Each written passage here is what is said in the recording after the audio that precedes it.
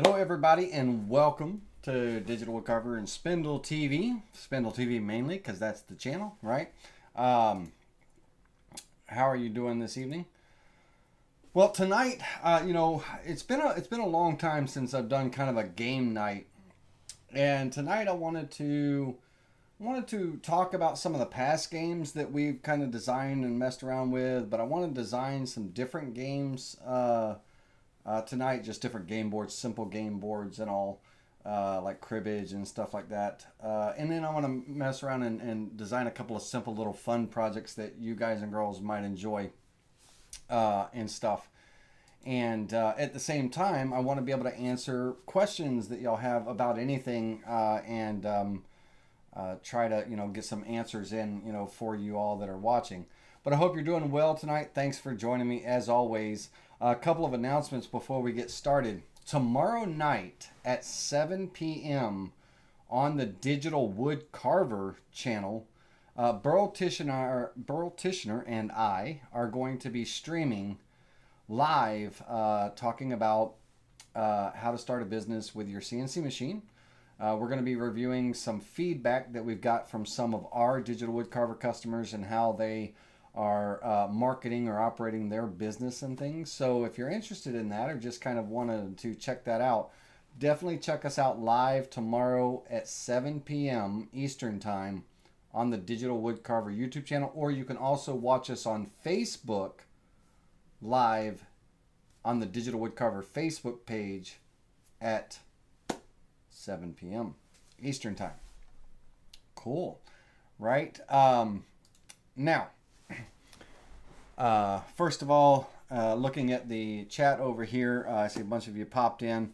Definitely, hello. Thank you for joining me, like I said. And we're going to jump right into it. And I'm going to show you some of the past games that we've done or talked about in the past. And then we're going to kind of they're not my designs by any means as far as like new ideas, like a new game out there in the world, which would be cool, but some existing games on how to make them and stuff.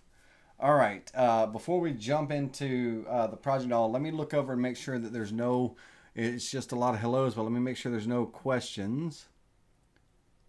Hey Ron, you're very welcome. Glad you were able to make it tonight, and you're welcome for the assist today. Hopefully you got your license code in and you're up and running with that.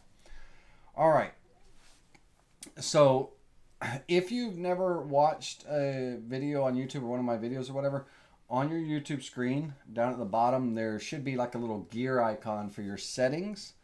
You can click on that and make sure that you're in a high resolution so everything is clear to you when we switch over to the Vectric program screen, so that way everything's clear to you and not too blurry or fuzzy. So turn everything up and all that good stuff. And welcome from Niceville, Florida, Mr. Bunton. How you doing, bud? All right, let's switch over to camera number 3, and let's get me on there as well. Hello. And let's take me down to the bottom left corner here. All right, cool. So all of that should be good and everything. Awesome. All right. So for the first thing, first project is a cool little notepad for keeping game scores, right? Just keeping scores and stuff. Now, I tried to find a dimensions of what a 2-hole punch is, but we're gonna, for this project, you'll need your CNC, a drill bit, probably, drill bit for like a small, I don't know, 1 inch, 1.5 inch screw, Phillips screw, and a nut. and some birch plywood would be fine for this. Some just, you know, basic plywood. And you can go with 1/2 inch or 1/4 inch, depending on how thick you want your game board. Some strips of material, could be like leather or something and all, to create kind of like a little handle.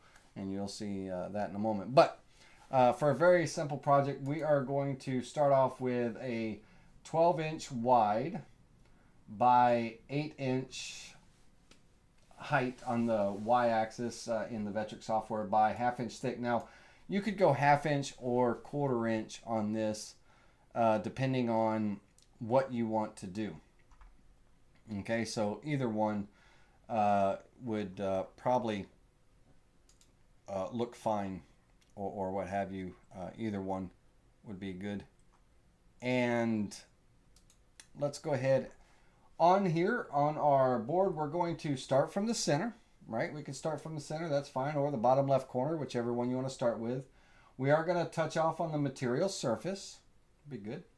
And we're going to click OK. But before we do now, we are working with plywood, right? And so the plywood, when we say 1/2 inch, that is the nominal measurement. But the actual dimension for 1/2 inch is 15/32. If we're dealing with 1/4, right, that's our nominal measurement, but the actual dimension is 7/32. So we want to make sure in the Vectric software that we are we're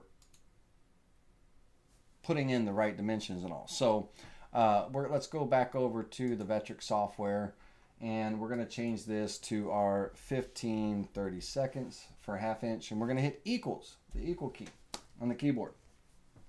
All right, so that way it'll give us, you know, we're dealing with plywood. Now, if you're dealing with hardwood, you know, because these could be really cool little gifts or little things that you could sell or whatever the case may be. They're neat. But 12 by 8 by 0.46875, right? 15/32 would be if we were doing with plywood, birch plywood. Now, on this project, we have 2 rectangles. Now, this rectangle, I'm going to move it to a new layer. And I'm just going to call this paper, right? This is going to be kind of a representation of the paper. And I'm going to change that color layer to red. Right, so you should be able to see the red there. We're not dealing with, I just want to kind of lay out the paper on the board so we know what to cut it to. But you would cut your paper for this type of project and all to 8.5 by 8 by 6.5 inches. 8 by 6.5 inches. Right? So, no. What's my size? 8.5 by 6.5? Let me see here. 8.5 by 6.5. I knew it was one of those. Okay, 8.5 by 6.5. So that'll be our piece of paper, right? So that'll be our paper. Now, out of this board, this 12-inch long board, we're going to be cutting a piece out of here. And this piece is going to be sized 6.5 inches on the Y by 1.5 inch thick, or you could go 2 inches thick. Or you know, wide by 6.5 inches long, your choice. I went 1.5 inches. And we're going to, on here, we're going to have some drill holes. And the holes, we're going to put one on each end, but depending on the diameter screw you decide to use, you know, like a number 6 or 1/4 20 or whatever. Don't make it too big and bulky, right? You know, it would be a small one. So, a number 6, now I got to look that one up. Bear with me a second here. Number 6 screw hole size. Number 6 screw hole size is going to be 0.116, so a little less than 1/8 of an inch. And I'm assuming they're probably doing that recommended hole size for it to be able to cut threads into the material. Well, I don't want to do that, so I'm going to oversize it just a little bit, and a number 6 screw is not too big. Let's see here. We could go with a smaller screw, number 4, whatever the case may be. You know, it doesn't, just don't make it big and bulky. That's the whole point of everything. Don't make it big and bulky. And so let's go with, for this, I'm going to go with a hole size. Instead of 0.125, I'm going to go 0.13 on the diameter of the hole. I'll use an 1/8 inch bit to cut it out, but I'm going to go 0.13 for the diameter of the hole. And let's get that object. I want to drag this up, and let's kind of focus on this corner here for a minute. And what I want to do is I want to drag this up and snap it to the top of this board here. And I want to make sure it's centered left and right on this object. So I want to open up my alignment tool, and I selected the circle first and this rectangle last, and I want to use align to selection. And I'm going to go left to right, and it's centered there, so that's good. It's snapped to the center. And now I want to move this circle in. I'd like to come in probably about a 1/2 inch on each side, right? So I'm going to use my move tool, and I'm going to move relative to its current position on the y-axis. I'm going down, so I'm going to go negative 0.5, and I'm going to click apply. Okay. Now, since this rectangle and everything is centered on my material, I'm just going to take this circle here, and I'm going to use my mirror tool, and I'm going to create a mirror copy, make sure that's checked, and I'm going to flip it about the job center, and I'm going to flip it vertically to create that copy over there. All right, cool. All right, and now in the center here, let's create some text in here. Let's say that you know, this was a kind of a scorecard, you know, like a score little tablet or whatever, if you will, for keeping score with your game boards and stuff. I want to V-carve some text in here. And so if it was game related, I'm going to go game on. Okay. And let's change the text.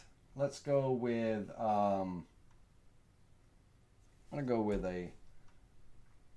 just a simple Times New Roman. Okay. And I want to rotate this text. So I'm going to use a keyboard shortcut. The number 9 key will rotate my object that I have selected counterclockwise in 45-degree increments. And the number 0 key would go clockwise. I want to go counterclockwise, so I'm going to hit the number 9 key twice to go 90 degrees. And I'm going to go ahead and snap it. I'm going to grab it right in the center, and I'm going to drag it and snap it to the center of my rectangle. And then I'm going to hold down my shift key to keep it centered while I grab one of these corner white boxes, and I'm going to size it down. You know, so I'm going to have game on in here, right? And I'll just V-carve that in. I'll probably, depending on how thick my material is, depending on how thick this wants to carve, we'll look at it in a moment when we create the toolpath, but I'll probably might use a flat depth, which is a limit on a V-carve. It's a limit to the cut, but we'll see in a moment. Now, as far as the rest of this, this board is going to get cut out here, right?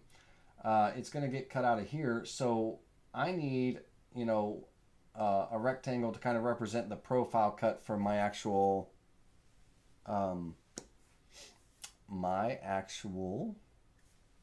tablet, or my backer board, if you will. So let's create a rectangle here. Actually, let's take our paper here, and I'm just going to offset it, that line, that vector line. I'm going to offset it outward. I'm going to go a quarter of an inch, let's go 0.25, quarter of an inch outward. I'm going to create sharp corners and create that offset outward. And that'll be cool. That won't be bad. And everything. All right, so imagine, if you will, I'm going to take my game on board here for a minute, And I'm just going to make a copy of it. Now, we're not going to use this copy. We'll delete it in a minute. But I'm going to use it to help me figure out where my hole pattern needs to be for the two holes, because the bolts are going to go through this top piece, through the paper, and then into the back, right? And so I'm going to hold down, I'm going to double click on this object I have selected here, and I'm going to hold down my control key, and I'm going to drag a copy down. Okay? And I'm going to drag a copy down. Now, notice that this part here is the same size as my paper. If you want to make it a little oversized, that's fine. Remember, the paper is the red vector. If you want to make it a little oversized, that's fine and all, but generally it's going to be the size of the paper, right? And now I have my hole placement here, where my holes are going to go, because I'm going to have this right at the top of the paper. And I am going to snap it to the top of the paper there. And so now I have my two circles there where my holes are. I don't need the rest of the game on in the rectangle, right? I can just delete that, because that just kind of gives me my two holes there. Now, a single hole punch, right? When we're, you're going to have like about a 1/2 inch thick stack of paper cut down to, this 8.5 by 6.5. And a single hole punch, you're going to be punching these holes in this paper. And so we need to know, where this hole is, so we can pop that hole in and stuff. Because we're going to be punching these little stacks, and however many stacks we can squeeze that hole puncher, right? And stuff like that. And then of course we got to keep in mind that the people are going to be refilling this, right? And that's why I was looking at the dimensions of a 2-hole punch, like what they would be. And on a regular 2-hole punch or a 3-hole punch or something. But I think the hole spacing is closer together on an actual 2-hole punch. So a single hole punch would probably be better. And, it's not that big of a deal to punch holes to refill this thing when it runs out, right?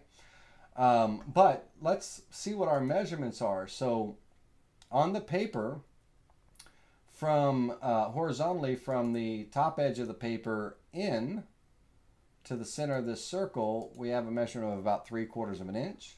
And vertically on the edge of the paper coming in to the center of that circle, we're about 0.565, right? So if we wanted to make it easier on the folks, so they don't have to try to measure 565, we can change our hole placement to, give us a nice even round number and all. But if we do that, if we're going to move this hole, let's get out of this close tool. I want to select both of these circles at the same time and move them together, right? To stay consistent, okay, with both of them. So I don't have to recopy them and stuff. So let's say that I wanted to go, a 1/2 inch to the center of that circle to make it easier for them and everything. Then what I'm going to do is I'm going to go to my move tool. I've got both of those circles selected, and on the y-axis it's going to be going up. I'm going to take my 0.565 that I have right there, 0.565, and I'm going to subtract the 0.5 from it and hit equals, the equal key on my keyboard, and that's going to give me the distance that I need to move that hole. So it is going to be a positive number because I am going up, so I'm just going to click apply to move that up. And so now on my vertical measurement from the edge of the paper to the center of the hole, I'll be at a 1/2 inch, right? Just make it easy for the people. Now I need to do the same thing down here, which is going to be the same distance. So I'm going to move, but this time I'm going down now, right? So I'm going to move that 0.565 minus 0.5 equals that 0.065. But I got to put a negative sign in front of it because I'm moving down, right? Okay. And so that'll be my hole placement. So 3/4 from the top and a 1/2 inch from the side. So they'll be able to pop that from the side. But it'll give them nice round numbers to, be able to measure where they need to punch their holes and stuff, right? Okay. Okie dokie. Let's get rid of that. All right. And so now it comes down to very simple. We just create our tool path and we've got ourselves a little notebook. Boom. Okay. On our holes here, on the top holes, if you didn't want to use button head screws, you know, which would probably look neat, you know, little stainless steel button head screws or whatever the case may be, and you wanted to use pan head screws or taper head screws, we could put a countersink in there, right? For those screw heads, we could put a countersink in there and stuff. We have in the new version 10.5 of the Vectric software, we have the new countersinking tool and chamfer tool, you know, countersink and chamfer tool. We could use that if we wanted to put a countersink, or we could use button head screws, right? You know, whatever you chose. But let's go ahead and create the tool path. And first tool path I'm going to create is on the text. Now this text could be someone's name. It could be the name of the game. You know, it could be something, you know, like game on or whatever. You know, this is just text to kind of personalize this little notepad, right? And by the way, when I talked about the little strips of leather or anything, 1.5 inch strips of leather or fabric, you know, or something, or cloth, or whatever the case may be, 1.5 inch strips by however long. And we would basically, on the back side of this nameplate, let's see here. Imagine that we have our little strip of leather here. Okay. And let's go into node editing on this and change it to a, we'll just go with an arc for now on these.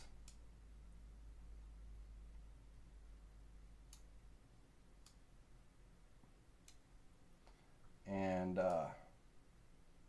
let's move these down over this hole as an example. You guys are going to get the idea here in just a minute of what we're talking about. You know, so basically on the little strip of leather on the back side, you know, when the screws go through, you know, on the back side, you can have the leather or whatever kind of strip to make like a little handle or a little place to hang it on the wall or whatever the case would be. Now you don't have to do that, but just, you know, thinking something, you know, along the lines, you could secure some type of metal hook or whatever the case may be, right? You know, just think about what you would want to do. You don't have to do anything, but if you were, that would be, you know, kind of what it would be like. All right, let's delete that. So first tool path on this little simple project is going to be a V-carve tool path. We're going to start at 0, the top of our little board here, and we're going to use a 60-degree V-bit on this. And I'm not going to put a flat depth in. I'm just going to go ahead and V-carve that text. And I want to preview that tool path, and I want to look and see how deep it's going to go. Now, to determine how deep it's going to go, down at the bottom of our software in the bottom right corner, when I'm moving over a cut with my mouse, it'll show me my XYZ position of that mouse on that board, you know, that board and everything. And for my Z position, I'm only cutting, you know, 0.0945, right? So a little over a 1/16 of an inch. So even if this was 1/4 inch material, I wouldn't need a flat depth with it, right? It's not going to be very shallow, not very deep. If it was going to be too deep and it was going to cut through, then I would, of course, you know, put a flat depth, a limit to that cut and stuff. But it's not going to cut all the way through, so I'm not fine. I'm fine there. Now I'm going to take my drill holes. Now these are 0.13 inches in diameter. If I use an 1/8 inch bit and I use a drilling tool path, then it's going to only carve a hole 0.125, right? 1/8 of an inch. I'm actually going to use a pocketing tool path. I got an oversized hole with an undersized bit, and I'm going to do a pocketing tool path on these holes, and I'm going to cut all the way through my material. And in this case, this job was set up with 1/2 inch thick material. Again, determine how thick you want your little pad to be. And if you want it kind of small and portable, use a smaller thing. Now, if you wanted to make little pocket pads, you know, for people with little wooden covers and all that fun stuff, similar kind of thing that we're doing here. We're just making kind of a little notepad. I'm going to use an 1/8 inch end mill. for this. And I'm going to calculate that cut. I don't need to go a ½ inch deep. 0.469. 469 is fine. So I'm going to go 0.469. I don't like to overcut too much into my wasteboard. 469. Even though it's 46875, right? I'm going to go 469. Just round it up. All right, so I'm going to calculate that toolpath. And that'll create those, you know, the 4 holes.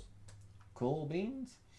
And then my final cut is the profile cuts, right? Just 2 simple pieces. And this could be, you know, super simple. But we're going to use a profile toolpath, cutting it out. So profile cut. I'm going to cut my 0.469. I'll stick with that. You know, I'll round up. That's fine. I'm going to use a 1/4 inch end mill. So let's go grab that. And I'm going to be on the outside of the cut. Now, this is a small project, so I could probably use double-side tape to hold it down. And depends on if you're going to do production, right? Double-side tape might be a lot, you know, clamps, you know, you could do clamping and stuff. You could cut it out of a bigger piece and cut multiple of these parts out of it, you know, to make a couple at a time kind of thing, you know, however you want to do it. But I'm going to use, since it's just a single off right now, for me, I'm going to use double-side tape to hold it down. So I'm not going to put any tabs in here. But if I were going to clamp it down with mechanical clamps or something, I would add some tabs to the project to hold the part in place, you know. I'd probably add a couple of tabs on each side of this and, you know, maybe one on each end of this piece or something. But I'm not going to add tabs. That way I don't have to sand off any tabs or anything like that. And so I'm going to calculate this tool path. And we can, you know, cut that out.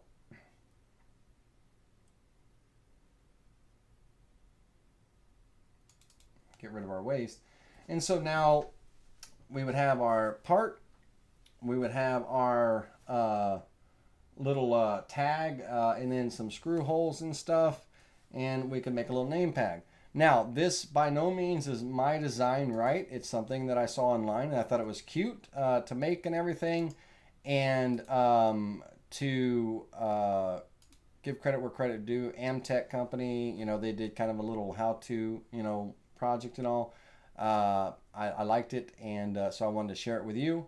And let me show you a sample of what one would look like.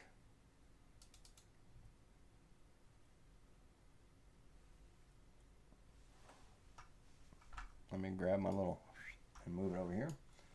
So could do something like that, right? And you know, just a fun little score-keeping notepad or whatever, right? Just something fun to play around with. You know, you can customize it any way you want it, right? So there you go. So that's a little score-keeping pad for these upcoming games that we're going to design. Okie dokie. Let's go ahead and close out of that. And thanks Amtech company for the idea and the picture. Okay, so, you know, something fun. All right, let's get back into Vectric. And I'm going to save this design, file save as. And I'm going to go into my CNC jobs and create a new folder. And I'm going to call this Game Night 2021. And my first project was a little score keeping pad, right? Or whatever the case may be. It could be a score keeping pad, could be a little notepad to give to people, could be a little shop pad, right? A nice little cool little making shop notes and all that stuff, design notes, anything like that. Something fun, right? All right, let's go ahead and save that. And let's close that and let's start off with another project. Now, how many of you by a show of hands, have heard of the mill game? The mill, M-I-L-L, the mill game. Okay. By a show of hands, the mill game.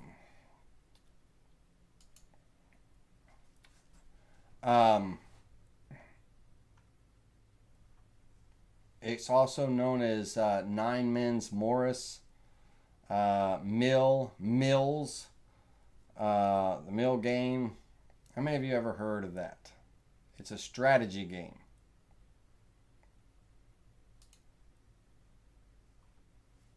Let me know. Okay, and let's go ahead, and what we're going to do is we're going to lay out a mill game board. Let's start off with our job size or our board size. I want to have some side game pieces, some places to put the game pieces on each end where the two players sit. Depending on you can use marbles, and that's what I think I'm going to use for there. We could use like little steel ball bearings, but marbles, because we can get different color marbles and things.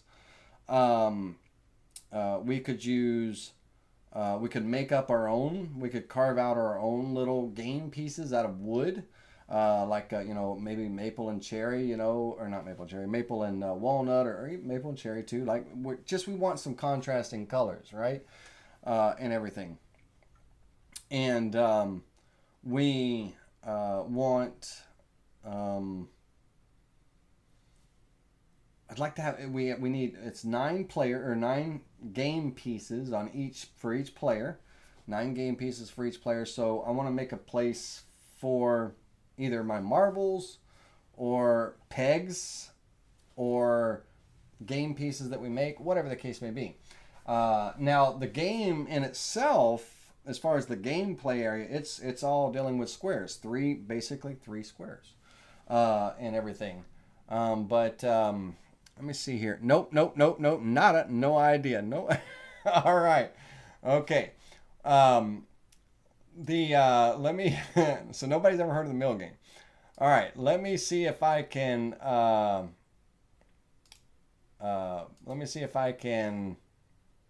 basically give you a virtual layout. All right, and kind of explain the game to you, if you will.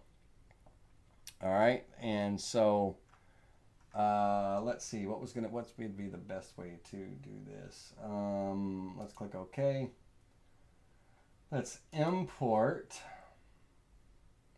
from our downloads.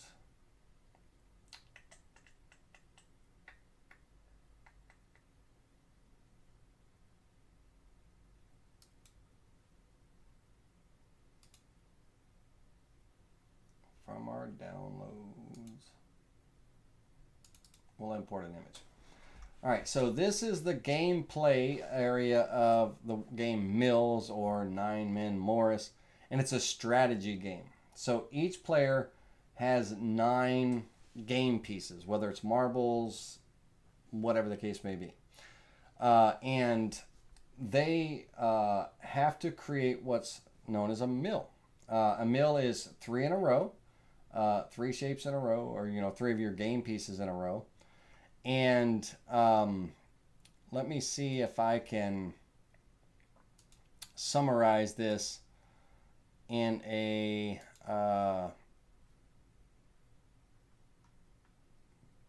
bear with me a second here. Let me see if I can summarize this in a little bit of a in a short way. So there's different phases in the game. Phase 1, phase 2, phase 3. We'll talk about that in a minute. But you have to move your game piece one movement at a time, and you have to follow the lines. Okay, so let's say that we start off the board and we move to this first hole here. I can only move along the lines in any direction. I can't jump or anything just yet. Okay, when I have all 9 game pieces, I can only move along the lines. And what your goal is to block your opponent from creating a mill, getting 3 in a row, but also at the same time you setting up to create a mill, 3 of yours in a row. Think of like Connect 4 in a way, but not really. Now, when you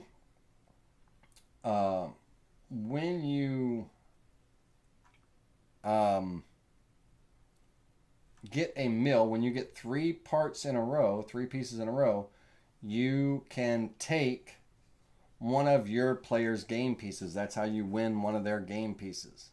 Okay? So you get one of their game pieces. Now, you cannot take one of their game pieces from a mill. If they have 3 in a row, you can't take it from a mill and all, but you can take, one of their game pieces from them.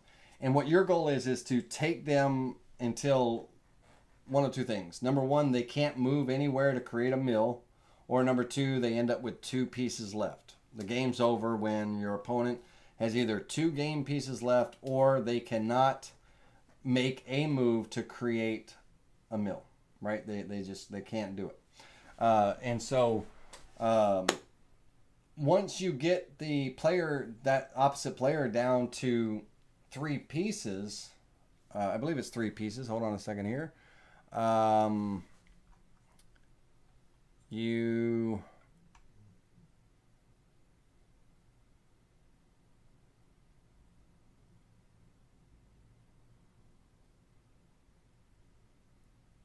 Yes, okay, so once all your game pieces are played, once all your 9 pieces are on the board, you're finished with phase 1. So phase 1 is just randomly, at first, you're not following the lines, okay? Phase 1, you're just randomly placing the game pieces on the board to get your mill or block them from getting a mill, 3 in a row, that kind of thing. But once all the game pieces are in play on the board, then you're in phase 2. Now in phase 2, you're working with the lines. You can only move vertically or horizontally and stuff with the lines. And once you get them down to 3 pieces left, they only have 3 pieces, then you're in phase, then you jump into phase 3 now. And phase 3 is, they only have 3 stones left, right? So we're getting close to a winner here. And then, of course, the end of the game is when they end up with only 2 pieces remaining because you were able to take one of theirs, or they can't make any moves for a mill.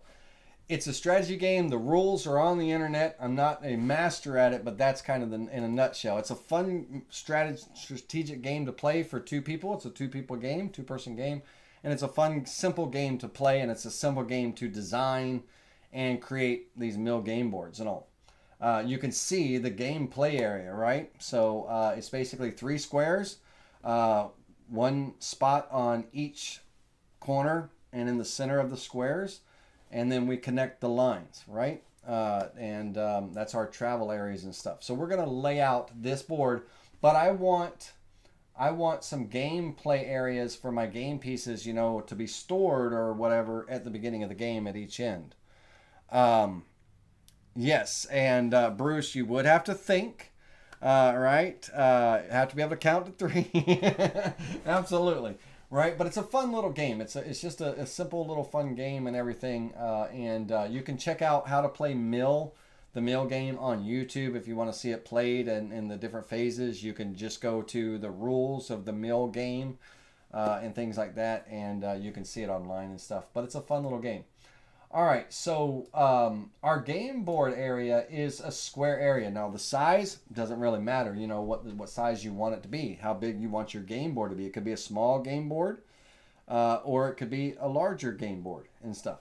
Now, for me, I don't need this. We'll use this. We'll keep that up there as reference and all, but and everything. But for me, my project board, I didn't change the size in the job setup. I still have it kind of a 12 by 8, right? And I don't have my tape measure with me, but a sheet of paper is 8.5 by 11, right? So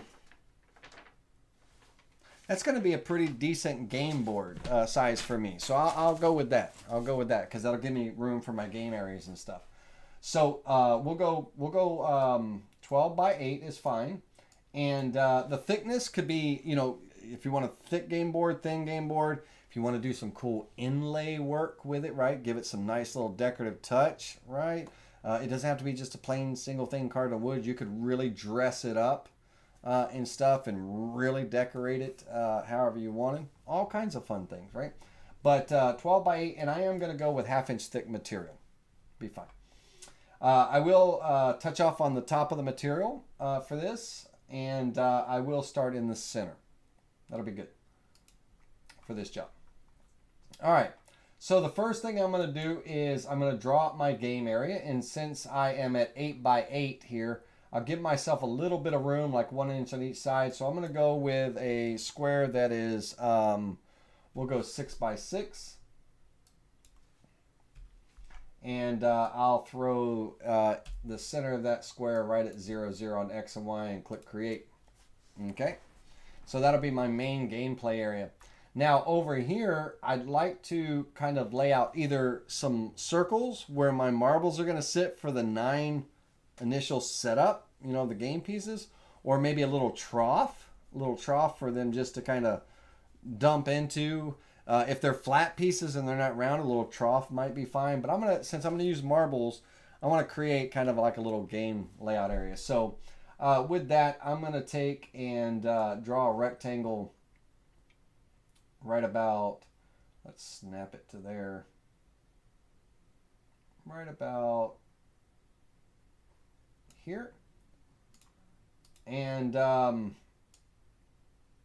snap that to there. And I don't need it as big as the gameplay area. So what I'm going to do is, now that I've got it kind of sized to the gameplay area, I'm going to hold down my shift key and I'm going to grab, I'm in transform mode here, and I'm going to grab this middle one and just kind of pull both of these in a little bit. Right about like that. Okay. What my goal is I got to make sure that my marbles are going to fit. My marbles are going to be 3/8 inch diameter marbles, or you can use 1/2 inch or whatever the case may be. But 3/8 inches is what I have a surplus of. And you can get them in different colors, solid colors, you know, different solid colors and stuff.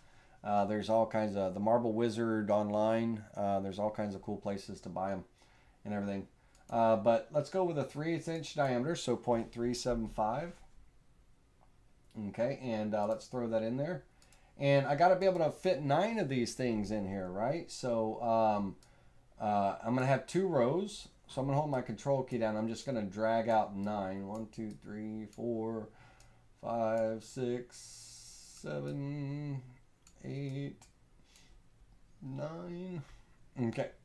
We'll organize them in a minute. We'll get them all singled out in a minute. All right. And on this, I'm going to just draw one side, then I'll mirror everything to the other side, right? I'm going to make life easy on myself. All right, so I want 2 rows of this for my game board layout. I want 5 on the bottom row, 4 on the top row. So what I'm going to do is I'm going to take my rectangle tool here, and I'm going to draw a rectangle. And I'm going to split my other rectangle in half, right? So I'm going to draw 2 rectangles, splitting my other one in half. Boom. Okay. And I'm going to select 5 of my circles. So I'm going to go 1,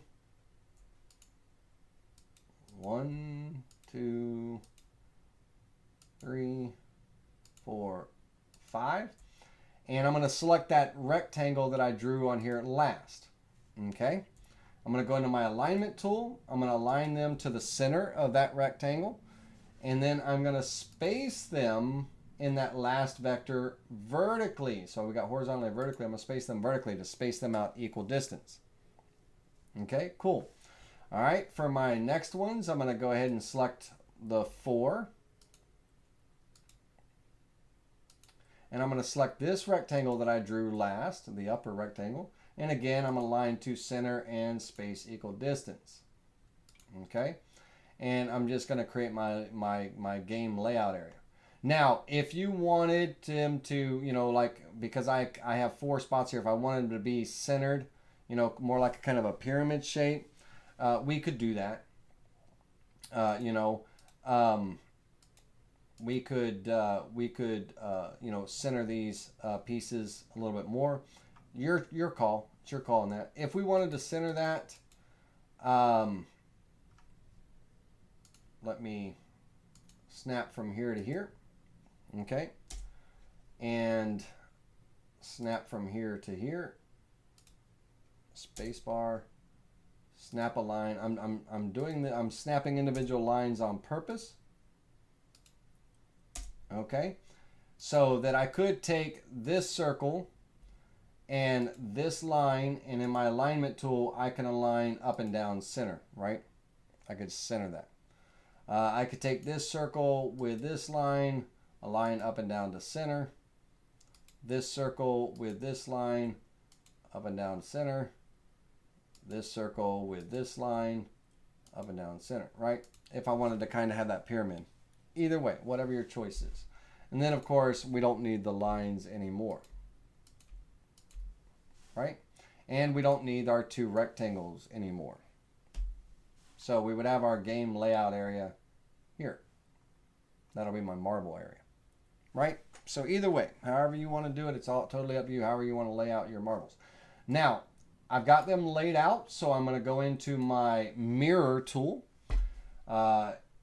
Fourth icon on the transform objects, and I'm going to create a mirror copy, flip it about the job center, and I'm going to flip it horizontally.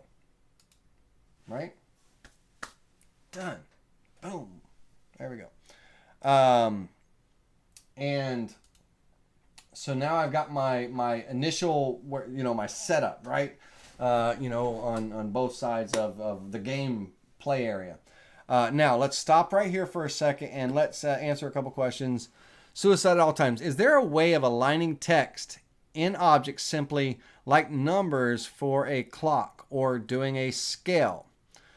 Yes. And so when we use our alignment tool, it's not just for aligning objects like our shapes, circles, squares, rectangles. We can align text as well. So quickly here, if I had some text, let's say I had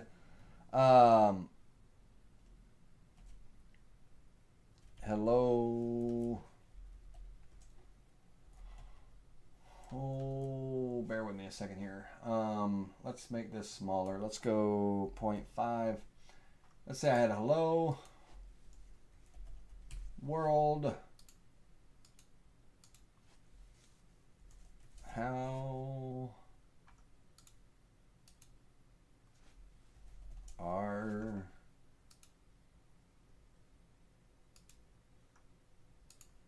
you? Right? So I've got these words here. Okay. Let's kind of get them. I'll just move them around. I don't need them in any particular order. The software can help me with that in a minute. But let's say that I wanted these in a sentence and I want them all aligned with each other and spaced a certain spacing, right? I could draw a, kind of a rectangle or a line. It doesn't have to be a rectangle. I could draw a line if I wanted to. But in this case, I'm going to draw a rectangle, and let's make it a little longer here for a second. And I'll show you on the line as well. But how you select your vectors is important, right? So I'm going to select hello first, world second, how third, art fourth, you fifth, right? In that order, like the sentence is going to read. And then I'll select this rectangle last, and I'm going to align it to the center. Down here, align to center. And then I'm going to space them equal distance. Now, notice how the software is going to make me look bad because it didn't put them in the order that I wanted. Dadgum ya. It should have done it in the order that I selected. It might have... why did it not? It usually does. Hold on a second. Why did you not go in the order that you selected? Let me see here. Hello world. Select that rectangle. Center. Now why are you doing it backwards? It shouldn't be backwards. I don't know what's going on. Normally it works for me. Okay. Well, anyway, that's okay. Let's go ahead and do what we just did. So undo. Oops. Redo. Undo. All right. We're going to select. I don't care. I'm going to go in order. I'll show you how to switch it back around. Hello world. How are you? And that rectangle last. I can't believe it didn't put it in order like it should. But that's okay. We're going to go to align to center and horizontally. Of course, it's backwards, but that's all right. We're going to fix it right now. What I'm going to do is I want hello, right? I want the center of hello. I'm going to snap it over to the center of the word you. And no, I'm not going to do that. That's going to be a pain in the ass. What's going to be the best way to do that? Why did you mix up?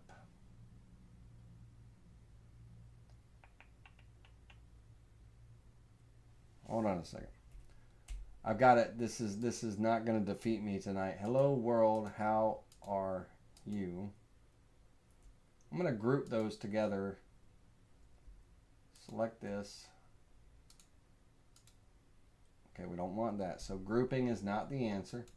Dadgummit, why are you not selecting?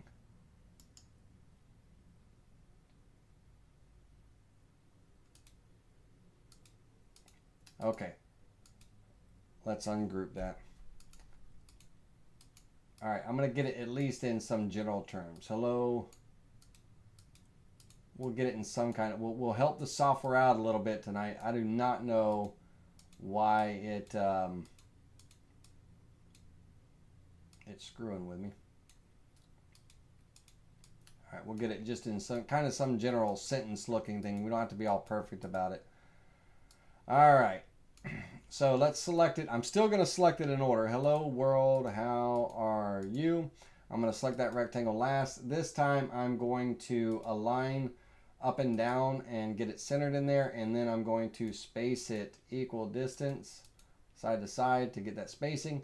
And so I'm centered in here, but notice my words are kind of, you know, they're centered, but they're high and low, right? I can't have that. It's because my rectangle's skinny and the word you has this long leg coming down.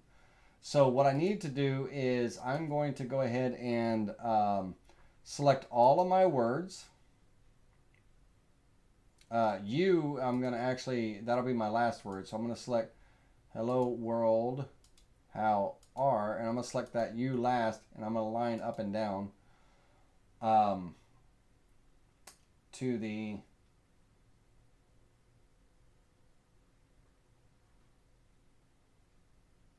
Are you going to just be a pain in the butt? Let's align them at the top of each other. Why are you killing me tonight, Vectric? Hold on a minute. You're killing me.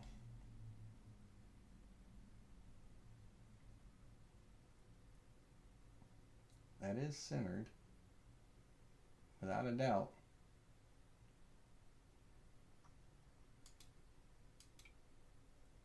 All right, stand by. Let me see if this is what's screwing me up. My capital letter, world. How? I just want the hello capital. Let me just see if that's what's messing me up. Select all of these.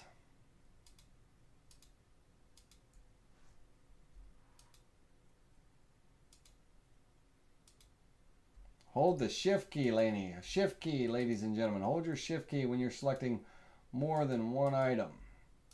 And close your text box. Okay.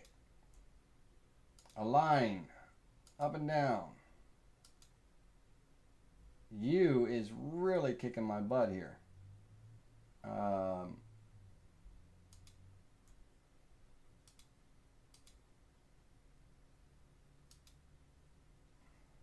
Thanks, Suicide All Times, for getting me in this group. But yes, we can do this. Let me get rid of this rectangle. The rectangle's screwing me up. I'm going to draw a line.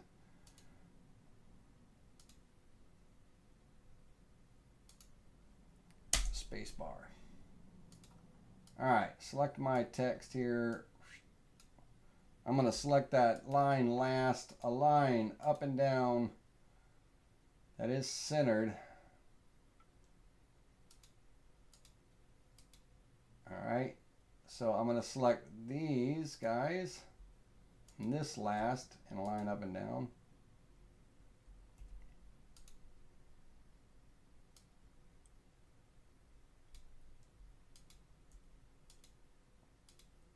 Why is the word, why is it not aligning? What is happening?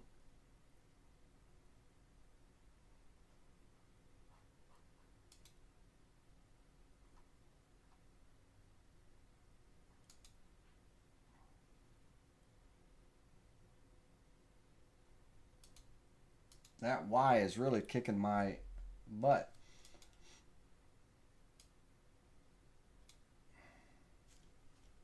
Okay, we'll call that in order. All right, let's select these. And let's select this line last. And I'm going to space these equal distance to spread them out. At least get them that way. That's one way to get to them. So ignore everything that I just did. I don't know why everything is not working tonight like it should, but it should, like the order I selected, it should lay it out in that order, suicide all time. I'm not sure why it didn't do it this time.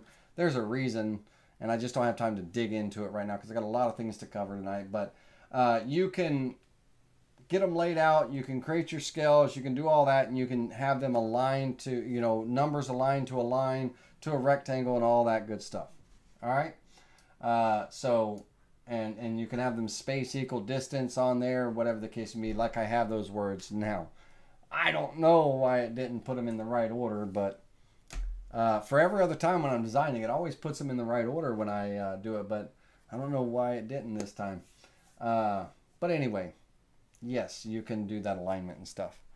All right.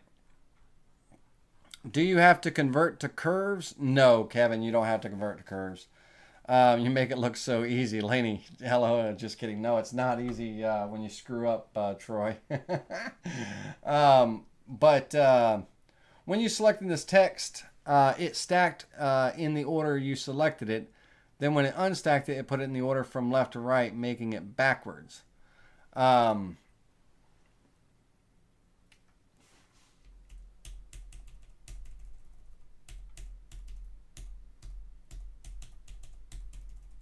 Bear with me a second here. You're saying that I don't think the words were backwards. I don't think it mirrored them, Mike. Hello world, how are you in that rectangle stack?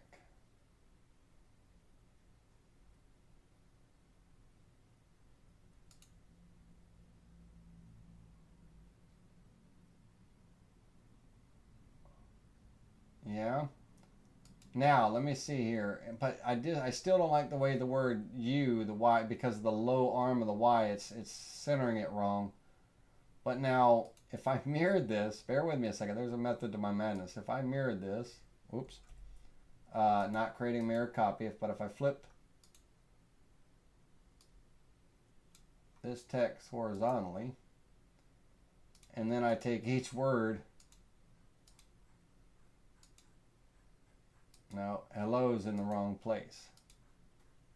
Hello, hello are you?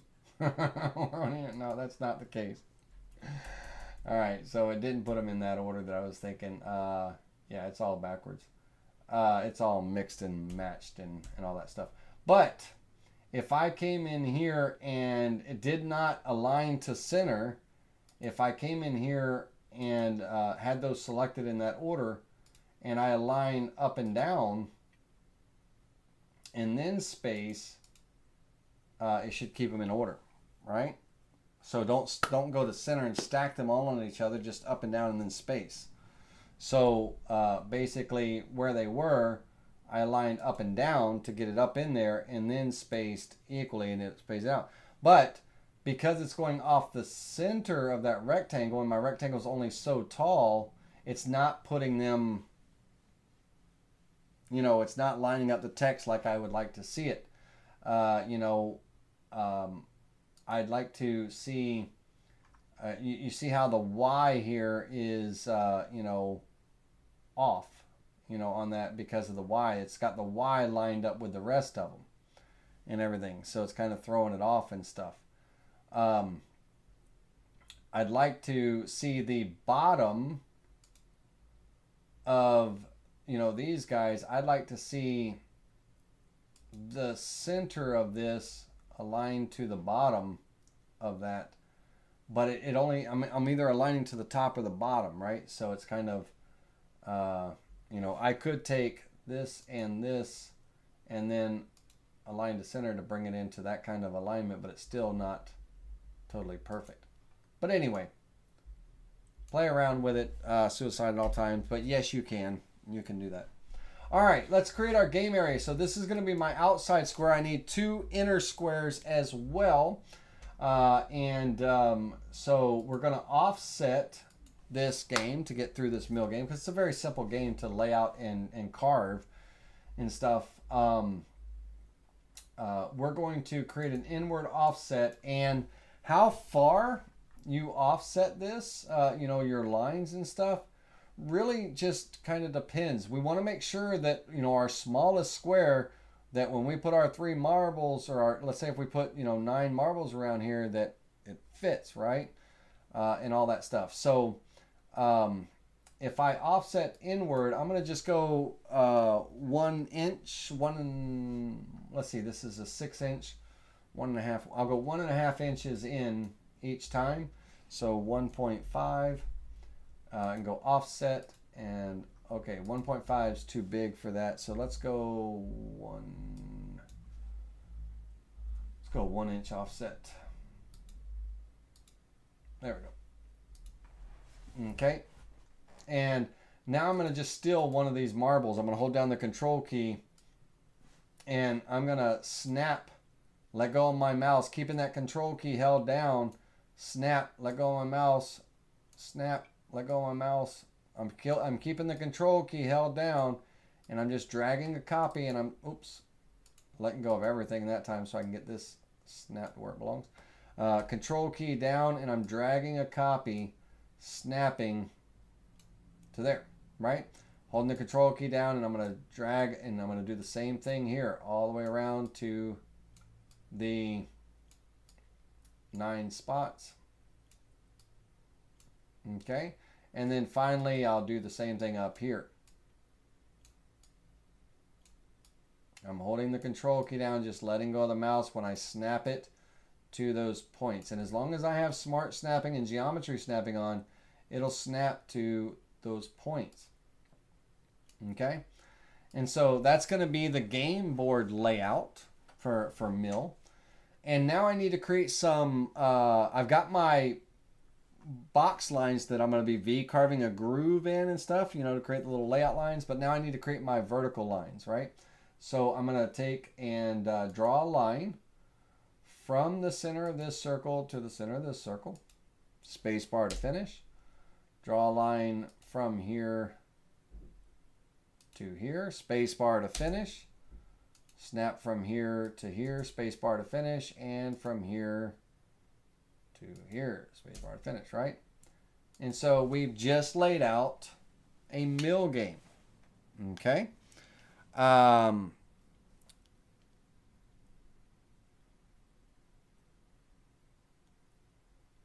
Let's see here. There you go, Troy. Troy Shaw says, capitalize the Y, then you'll align. Exactly right, Troy. If I would capitalize the Y, it would have aligned because of that lowercase y. It was throwing me off. And if you see me looking over here, guys, it's because that's where all y'all's comments are. So I got to look over and read. My eyesight, even with my glasses, is still a little shaky.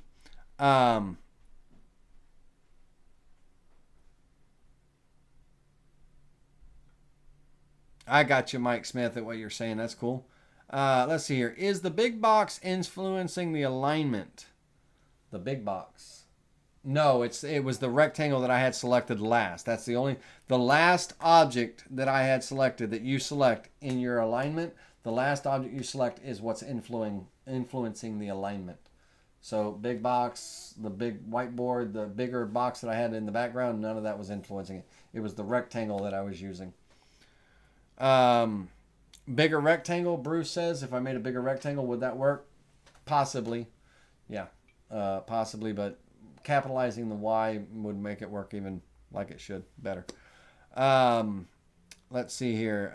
If you make the Y cap, would that work? Yes, Dave, if you made the Y capitalized, it would work in things and stuff. So all of those were yes to those, except for the big box was not influencing, and on a maybe a bigger rectangle, maybe, but I don't know. I don't think so. Okay. I think capitalizing the Y would be the answer to all that. Okay, so now we have our game layout. So now we're ready to tool path. Okay, now on the these rectangles here, okay, I have a choice. I can just ignore those rectangles, right, and just create my little divots. I can create my little cuts where my marbles are going to sit and everything. Or I could, you know, do a V carve, you know, like kind of a little V groove, a line groove to kind of lay out that line. If I wanted to decorate this any, I could do some inlay work. So these rectangles would be inlaid before they were drilled with the box core bit to create those marble holes. I might do some inlay on, you know, 3 different color inlays on these bigger boxes before I drill the holes and the V grooves and all. You know, I could really dress this up to a really nice looking board. I mean, there's a lot of different ways that we could dress it up. For this, I'm just going to assume, let's say we were carving this out of, you know, just no inlays and stuff, you know, cherry or whatever the case may be, you know, a nice piece of wood. I would do it kind of one of 2 ways for myself. I would either do a V groove outline around here, or I would do a small little pocket of 1/8 of an inch, 1/16 or 1/8, just kind of recess that, give it some dimension. And I would recess that a little bit, and then I would drill my holes in there. So it's kind of those game storage areas where they're kind of recessed a bit. So I think that's what I'm going to do for this one. So I'm going to go ahead and I'm going to do I'm going to do it as a V carved toolpath, because I would like a little angle on my walls, right, instead of just square straight down. And so I'm going to do it as a V carved toolpath, believe it or not. It's going to have a flat depth. I only want my pocket to be just a 1/16 of an inch, not very deep, just a little bit of definition, a little bit of line there. I'm going to use a 90-degree V-bit. I want the slope on the walls to be a little pronounced. So I'm going to use a 90-degree V-bit. Let me find my 90 here. Okay. And I am going to use a clearance tool. That's what's going to do the pocket. The clearance tool is actually going to do most of the work. And I'll just use a 1/4 inch end mill. And I'm going to calculate that tool path. Okay. And when we preview this tool path, the end mill is going to do, you know, all the pocketing and stuff. And my V-bit is just going to come in and do the edge work to just give me a nice little chamfered edge there. Okay. That's all I'm using it for, is just to give me a nice little chamfered edge. Right. And now I'm going to do my hole drilling. So I'm actually going to, well, first, before I do the hole drilling, I'm going to go ahead and do my game board layout. I'll do the V-carve. So let's select all of our vectors, all of our rectangles, all of our lines, make sure I didn't miss any. All right, cool. I'm going to do it's a profile cut because we're following lines. Profile toolpath. Profile cut. I want to just go probably maybe a 1/16 or an 1/8. I just want a nice little defined line. And I'm going to be using a 60-degree V-bit for this. So I'll probably say an 1/8 of an inch. I wouldn't go any more than that. I'm going to use a 60-degree V-bit. Find my V-bits here. And I'm going to carve on the line. All right. Calculate that. Okay. Now, see, even for me right now, because remember, I've got my marble holes that are getting cut in here, and 1/8 of an inch is just too deep. It's just, I want just a nice little defined line. So I'm going to go back in there, and I'm going to change that. Let's cut that in half, 1/16 of an inch. And I just want a nice little line. So let's redo that. 1/8 of an inch was just too much. There we go. That'll be good. Okay. Now I'm ready to create my drill holes. So I'm going to select all my circles. I'm holding down the Shift key while I select all the circles and things.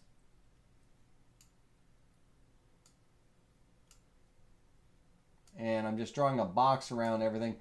As long as it's 100% in the box. If it's not 100% in this window that I'm drawing, then it will not select them.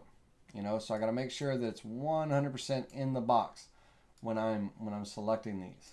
Okay? And as long as any other object isn't 100% in the box, like if I did that, it would select, you know, that box and the circles and all. But if I'm not 100%, you know, in there, it's not going to select them and stuff. Right? So got all of our circles, and this is going to be a drilling toolpath. So we're going to do a drilling toolpath, and I'm using a 3/8 inch box core bit, 3/8 inch diameter box core bit, and I'd like the marbles to just sit in there. I don't want them halfway in where I got to try to pick at the marble just to get it out of the hole. I want just a nice little shallow cut of that cup for the marbles to sit in. So I'm probably going to go with a 3/16 inch pocket would be half the radius. I'm probably going to go with 1/8 of an inch. Let's look and see. 0.15 maybe, but 0.125. Let's take a look. And in my tools, I'm going to choose my 3/8 inch radius box core bit. And I'm going to calculate that. One open vector was identified. So I had this line right here selected. I want to hold down the Shift key and deselect that line right there. And let's do that again. All right, cool. And I'm going to preview the visible toolpaths. Now, what's going to go wrong right now with this toolpath that I just calculated? In the comments, we're going to have a problem with some of these holes. What's the problem? Can you identify it from the mistake that I just made on this drilling toolpath? Let me know in the comment section. All right. Okay. While we're doing that, let me read some questions here. Let's see here. Lloyd says, instead of using the space bar to get out of a polyline mode, just right-click the mouse since your hand is already on the mouse. Just saying. Yep. And also I could hit the escape key on my keyboard, Lloyd, to get out of that tool as well. Or when I'm in a polyline tool here, you know, when I'm drawing a line and stuff, I could also just drag the mouse over to finish. There's a lot of ways to get out of it, you know, and when I click here, what Lloyd's saying is I could just right-click the mouse to get out of it, right? So since your finger's already on the mouse, rather than hitting the space bar with your other hand, use the right-click, and he's absolutely right. But we could also, you know, in that line tool, when we click, we could also hit the escape key on the keyboard, or when we're wanting to get out of line, we could hit the finish button. Right? There's like 4 or 5 different ways that we could end a line. So Lloyd was just pointing out one of those. So thank you for that. Appreciate that. Let's close that and delete. Cool. Let's see here. Chip out, tear out, pocket in either side. Marble storage is not going to drill. Bruce DeGarmo, very good. The ones in the pocket will not be the same depth. So you guys got it, right? So when I calculated this toolpath, I selected the marbles that were in the pockets. And remember, I've already taken 1/16 of an inch of material away. So they're not going to carve to the right depth, okay? So I need to take them out of the toolpath equation.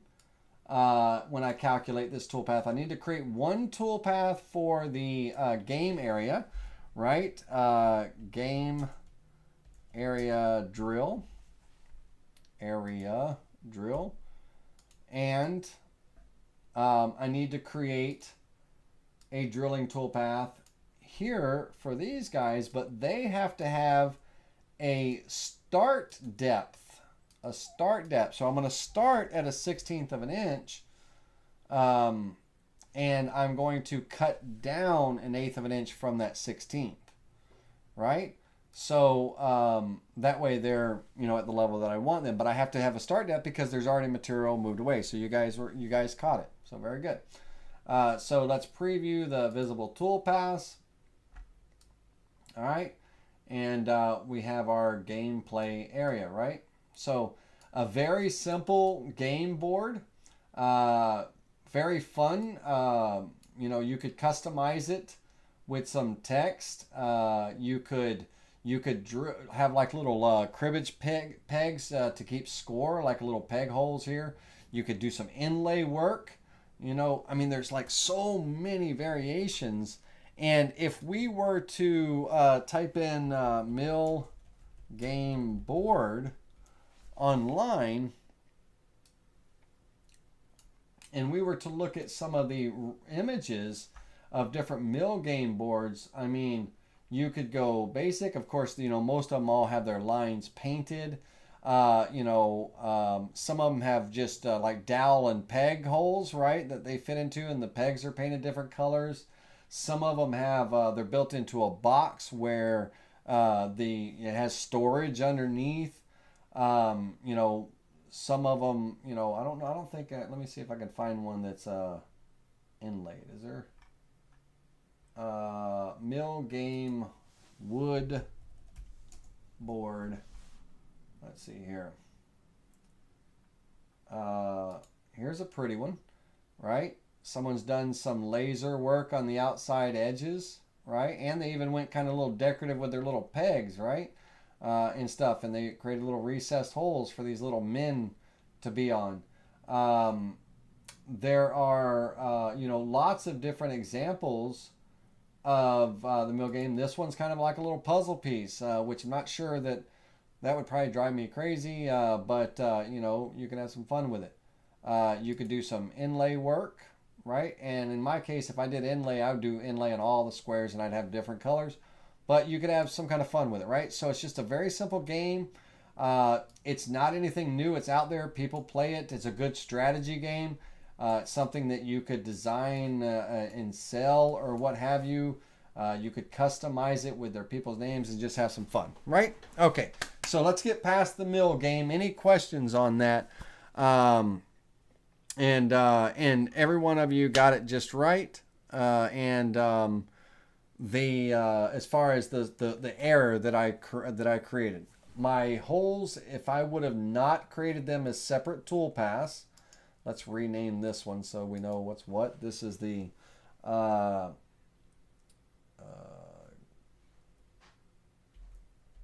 pocketed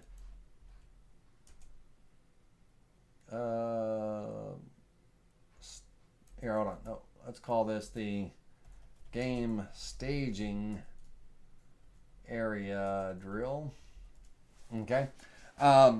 But if I wouldn't have done that, then my holes in the center would have drilled to their correct size, but the holes in that recessed pocket would not have.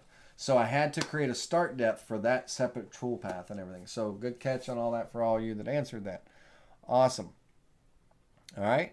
And yep, Harvey's got a cool suggestion on something like this. You could make it a two-sided game board, right? With tic-tac-toe on the other side with your marbles, your different color marbles and all.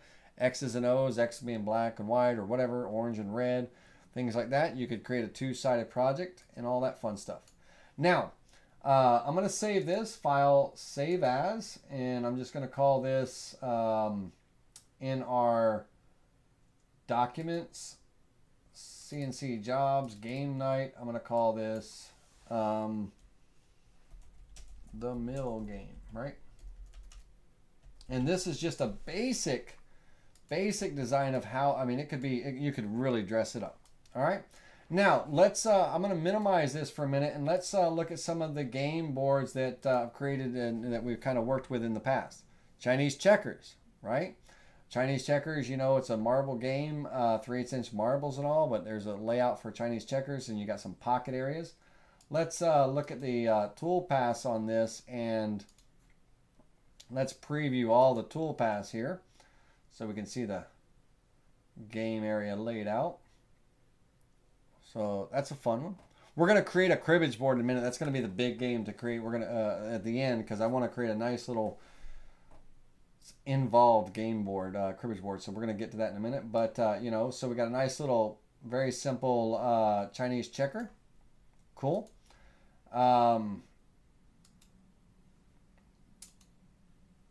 Aggravation. Let's take a look at an aggravation game. Preview all the tool paths.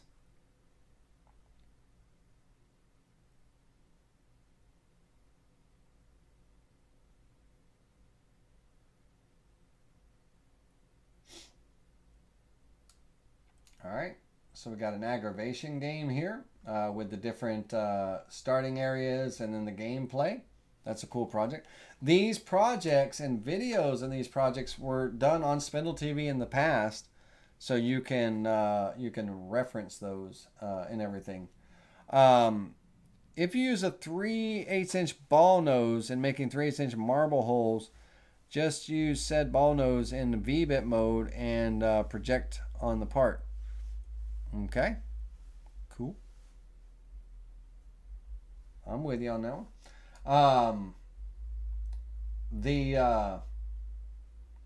I like using the box core bit a lot of times because it's a nice rounded radius like the marble, but either whatever bit, you know, gets the job done right for you. All right, so instead of aggravation, let's say, how about a bit of Connect 4. Let's see here. So a Connect 4 game. Now I actually have some photos, 3D renderings of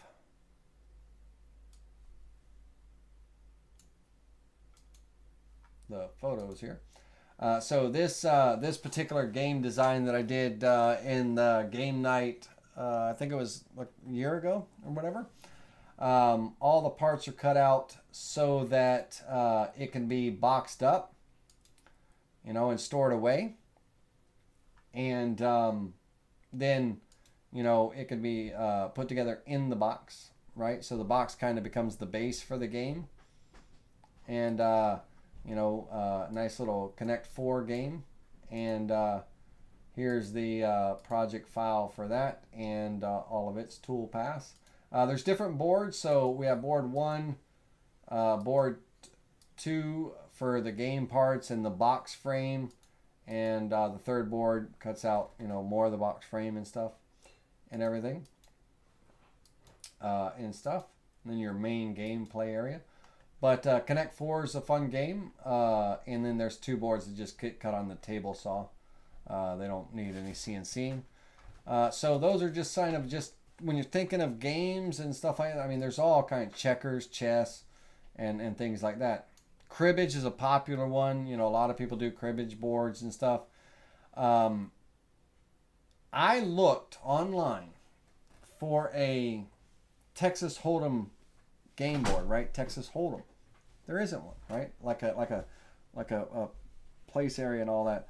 I looked online, couldn't find it. But there's all kinds of card games and stuff. But I just wanted to share some other game ideas with you guys there before we get into the final design of the night. Now, the final design is going to be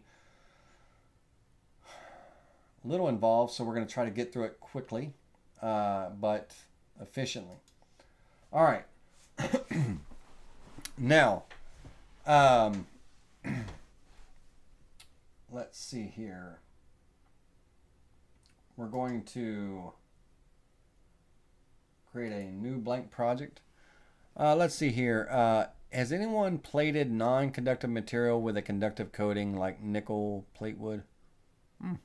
I'll let you guys answer that question. we're going to create a new file. Now on this one, what I'm going to do is I want to create a cribbage board, but I want this to be a cribbage board box, if you will. I want the top of the box being the gameplay area. On the sides, there's going to be a bottom plate as well, but on the inside between the top and the bottom plate, there's going to be a drawer for the game pegs. And then there's going to be some sliding doors for the cards, the decks of cards to go in. Some people, when they create cribbage boards, you know, they have a place on the back for the cards and little pegs, little, you know, door covers on them, magnetic covers and stuff. I want to make kind of a gameplay box. And so I'd like this this cribbage board. I wish I had my tape measure on me, but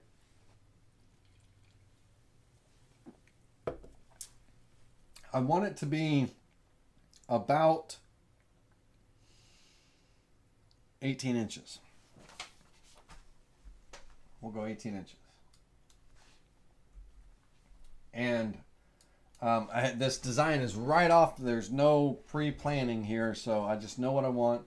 And so we're going to go from there. As far as the width of the game board, I would like it to be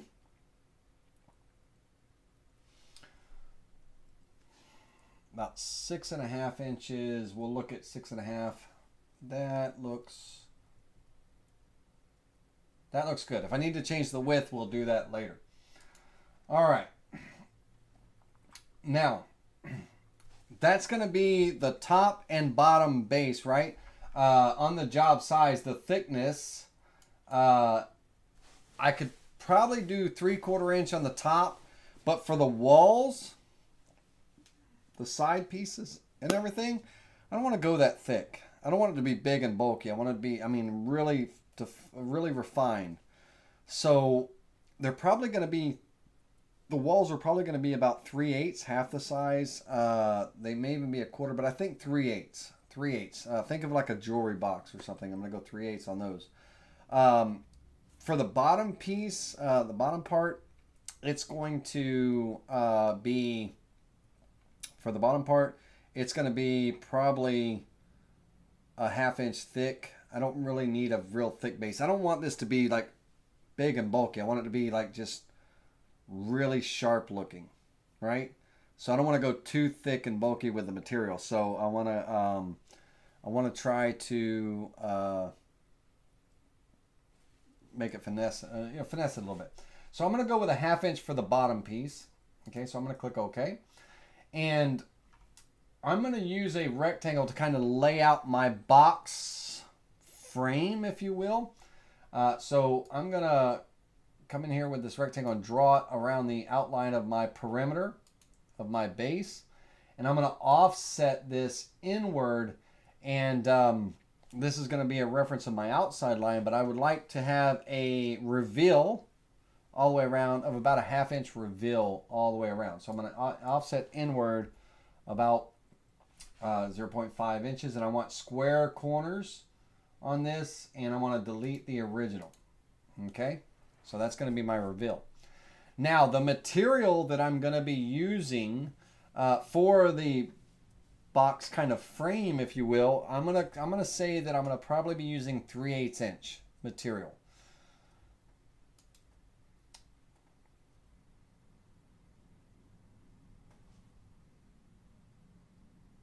Yeah, 3/8 inch will be good. So I'm going to offset another line, 0.375. Oh, oops. I don't want to delete the original on this one. I'm going to create another line, 375. And that's going to create my my inside, or my walls. That's going to be a representation. These two vectors are going to be a representation of my walls on the box. Okay? Now, the big thing that's important for me is that a deck of cards can fit in here. Now, a deck of cards, or 2 decks, or whatever storage I want, but a deck of cards is generally about 3 3/4 inches in, not width, it's 2 5/8 inches wide, 2.625 inches wide.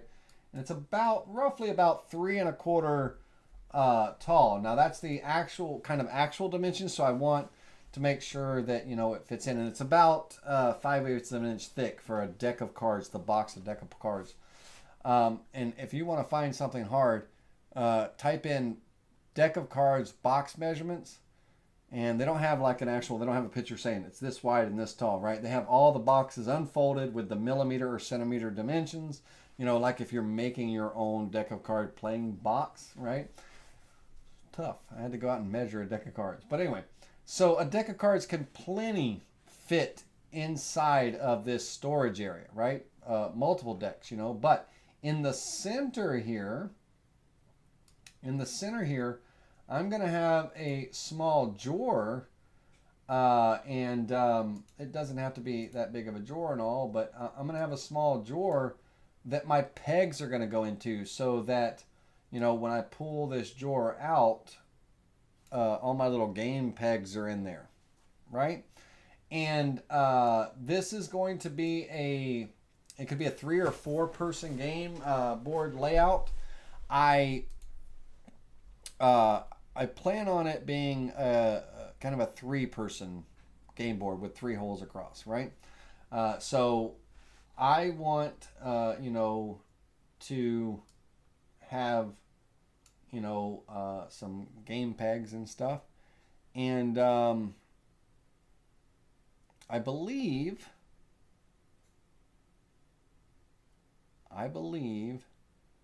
that each player gets 2 pegs on cribbage.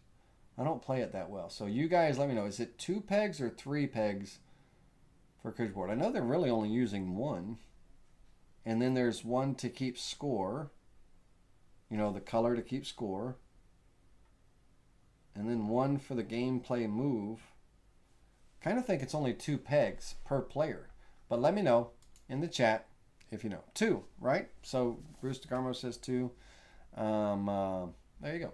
So so what I want is, I'm going to in a basically kind of a block of wood, I'm going to be pocketing out an area, and then I'm going to be drilling some holes for these pegs to kind of, you know, stand up in and things like that.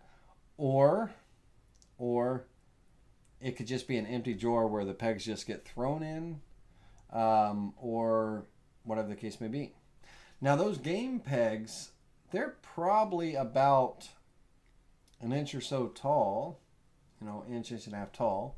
Let me look up on Amazon and let me get a dimension on one so I can, bear with me a second. Cribbage board game pegs.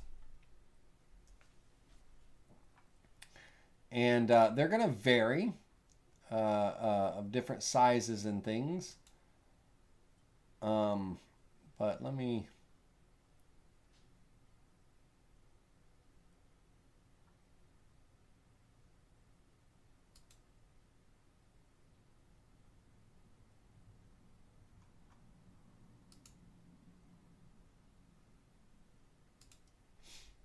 Let's see here.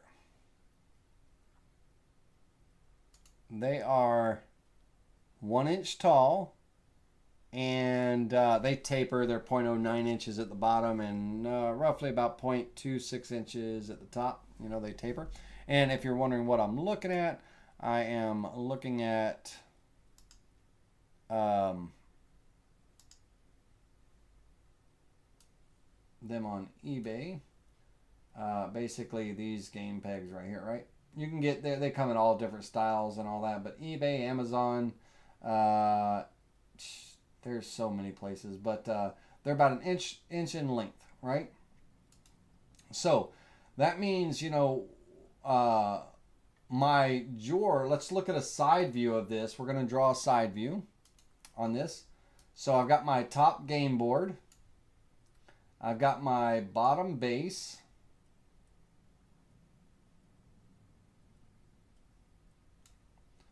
And let's make the bottom base the same size here. Okay. And then I'm going to have, you know, the gameplay area here. And it doesn't have to be that tall, right? So I'm going to have a drawer in the center. And then I'm going to have 2 doors. Remember, I got a 1/2 inch reveal around the inside. So let's kind of create that, simulate that. And these drawers are going to slide open and closed in some slots. They're going to slide open to open up the pocket, you know. They'll slide open, you know, from side to side. Okay, so we're going to create grooves for that. But, so if I'm going to put a 1 inch tall peg in here standing straight up, I'm going to need at least that much room, right? If I decided to just, you know, have it shallow to where the pegs are just going to get dropped in the drawer, that's fine. I could create where the pegs are at an angle, where they're kind of, you know, they're held in at an angle with a, we could do a fluting tool path, you know, something like that, to where all the game parts, they kind of, they tilt back a little bit. We could look at that. We could look at doing that as well, whatever the case may be. So I need to be mindful of that when the time comes. All right. Now, on here, my drawer, let's draw some pegs in here. So I'm going to use 1/4 inch as the diameter because that's going to be the widest. 0.26 is going to be the widest diameter of these guys. That's at the top of the head, you know, the ones that I choose or whatever. 0.26. Okay. And imagine if there are 2 pegs per player. Hold down the control key when we do this. 2 pegs per player, and it's going to be a 3-player game. We have a total of 6 pegs, right? And so I'm just holding the control key down. And come on now. Hold the shift when you're selecting more than one item. And then in transform mode, I'm holding the control key down to create my, you know, 3 pegs. And so my drawer doesn't have to be very big, to say the least. It doesn't have to be very big in here. And let's get these guys align up and down to center. Right, and then spaced equal distance. Of course, it's going to do that to me. Let me undo that. Let's do 1 row at a time. So align up and down, and then space. There we go. Select these. Select this last. Align up and down, and then space. There we go. All right. So now, are my pegs going to be upright, or are they going to be at a slight angle? Let's try to draw this as a side view so we can see this perspectively. Let's say that my drawer here, let's go with actual height. Let's say my drawer is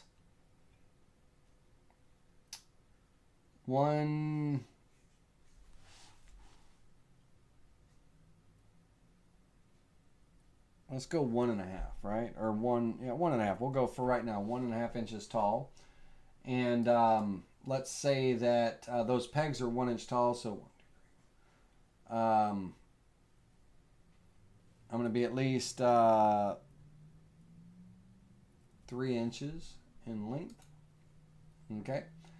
And if I had these pegs, and let me draw a rectangle here representing the 1/4 inch width, 0.25, 1 inch height,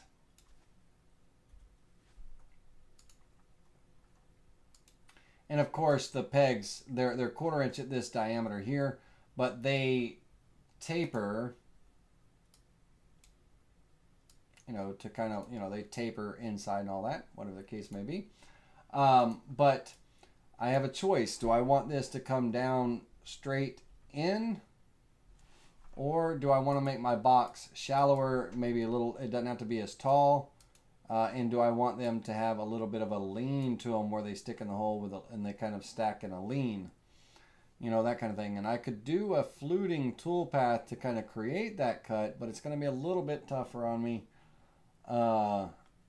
than upward.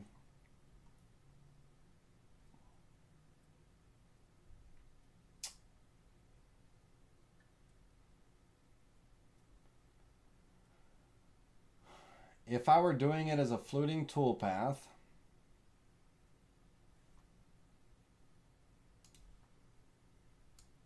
I'd have to create kind of where the bottom of the hole is going to go and where the top of it's going to be. I'd have to kind of create kind of that, get that length in there, but it would be a line, not a rectangle on the fluting toolpath. It'd be a line. Right click or space bar, whatever you want to do. And let's say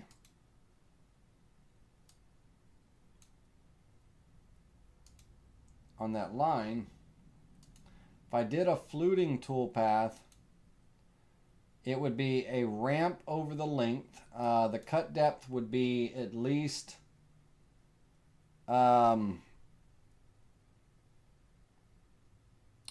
an inch, because that's how long the pegs are, and I need it to kind of flute down. So 1 inch.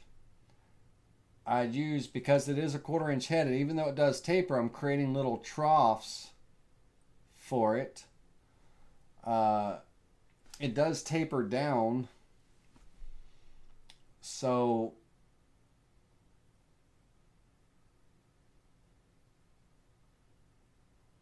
I could use a tapered ball nose bit,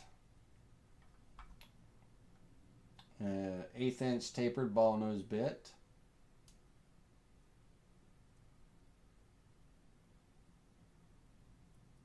No, that's not going to give me the result that I want.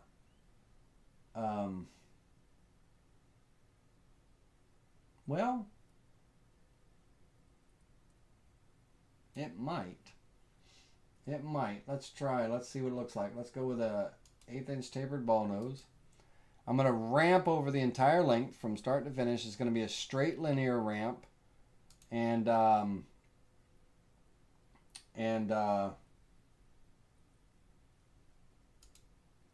my flute depth is only going to be a half. My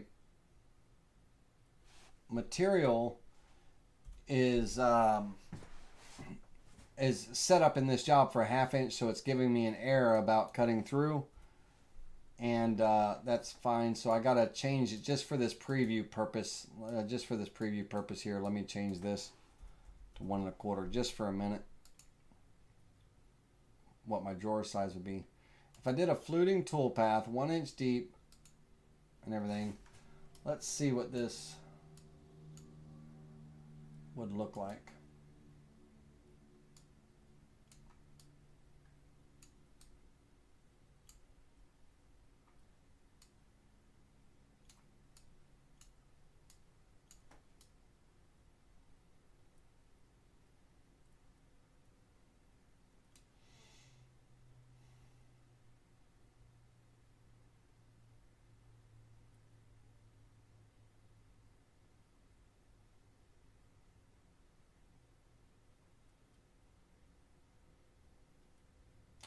So on that fluting, that's not what I want. No. All right, we're going to go with a straight. If I was going to do it at an angle like this, I'd hand drill that and everything, but let's go with a straight. It's going to be too damn complicated to go any other way. All right. So I've got my peg layouts here. I've got my box. Let's get rid of that.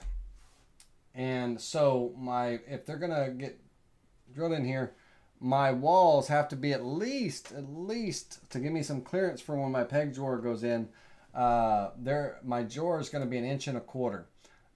My pegs are 1 inch, so that'll give us some clearance. It'll give me, because I don't want to drill all the way through the bottom, so it'll give me about 1/8 of an inch clearance above the peg heads when I close the door, and that's fine.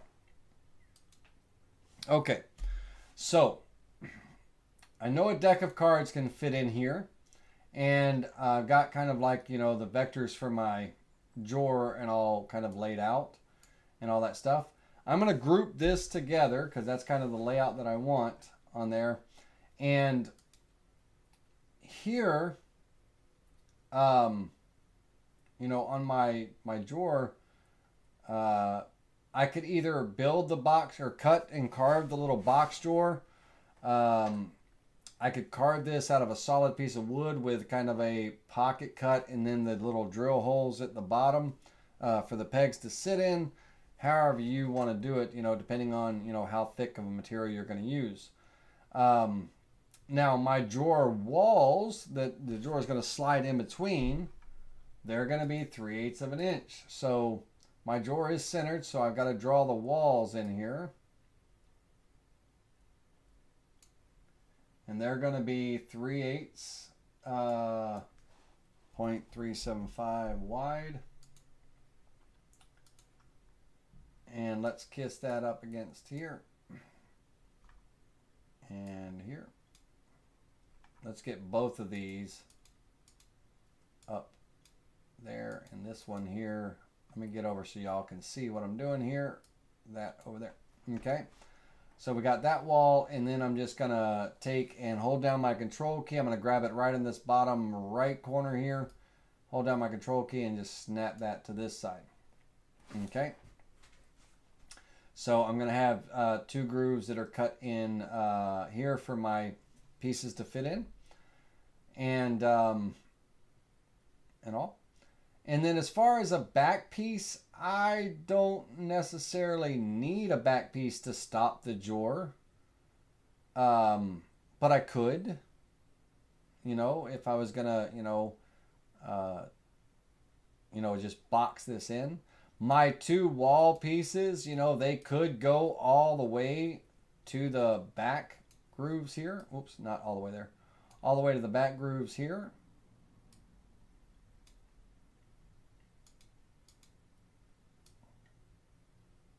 Just kind of join in, and that way I have 2 closed compartments on each side, so when these open up, nothing can slide back and hide back in here.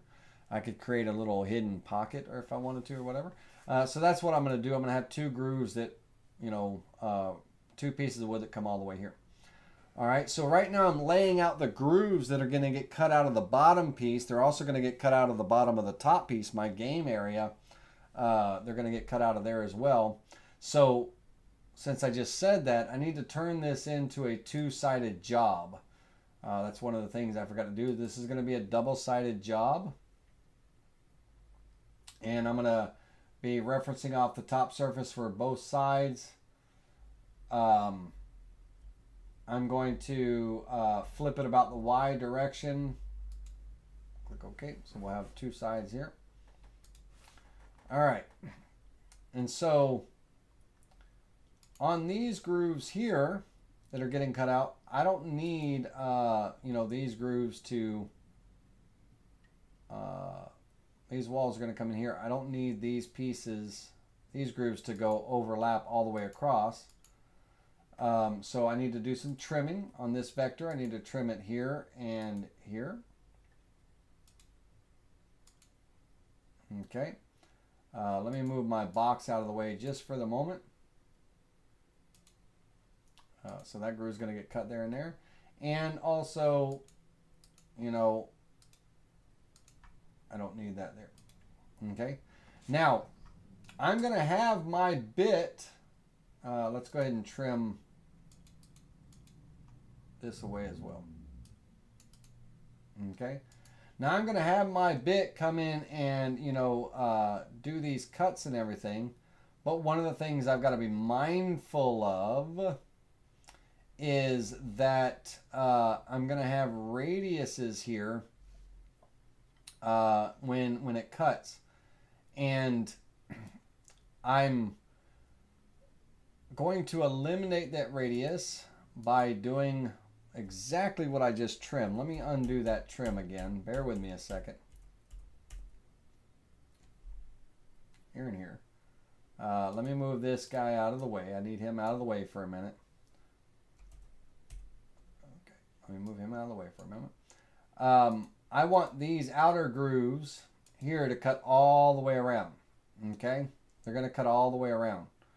And in my corners here, I got to be mindful that, my walls are going to go in and they're going to be radiused.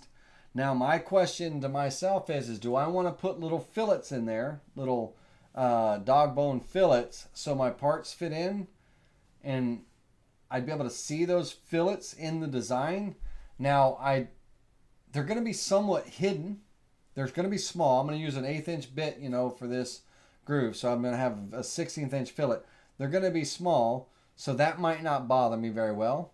Or am I going to take a chisel when it's all done and I'm going to square up the corners where my parts are going to fit in there? That's the choice that you've got to make on your design, finish, and everything. And I'm going to choose the dog bone fillets and stuff.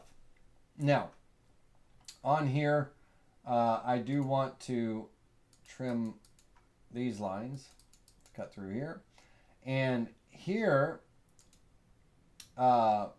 this groove for the drawer front, it's got to go all the way to here, right?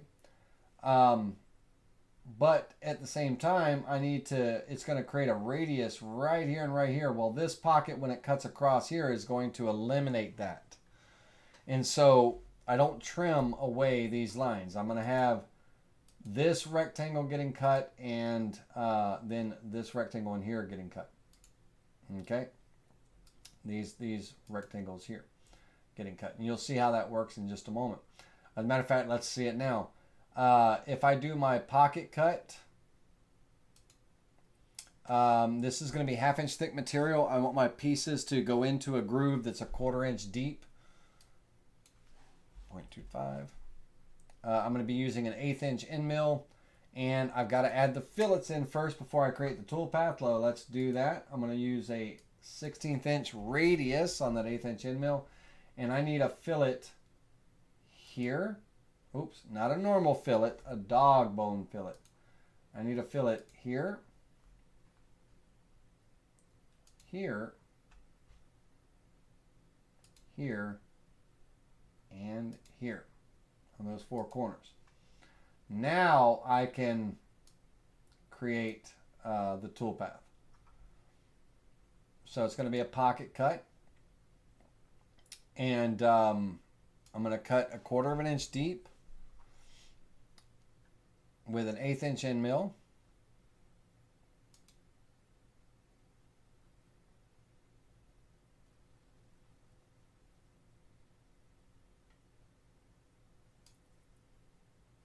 Okay. And here, notice right here on the back end, let's turn this around like this. Notice here on the front end, on that pocket, it stopped here and kind of went around. This one kind of stopped here. This one stopped here is because they're all 3 not connected. They're not continuous lines. I need that to just go straight through and continue. So let's fix that. This line here is basically, here, let's just trim that away. Trim, trim, trim. That should take care of it. I don't know what I was thinking a moment ago. We don't need these extra lines right here. Delete. Okay, last time. Let's get going here. Pocket tool path. Let's select this, calculate, preview the visible toolpath. Okay, so that's going to create the pockets where my walls are going to go. That's the bottom part. Okay, that's the bottom part. The walls, I need to be able to cut those parts out. So imagine, if you will, then they're going to be not necessarily mitered. I could miter them together in these corners, you know, where they come together and stuff.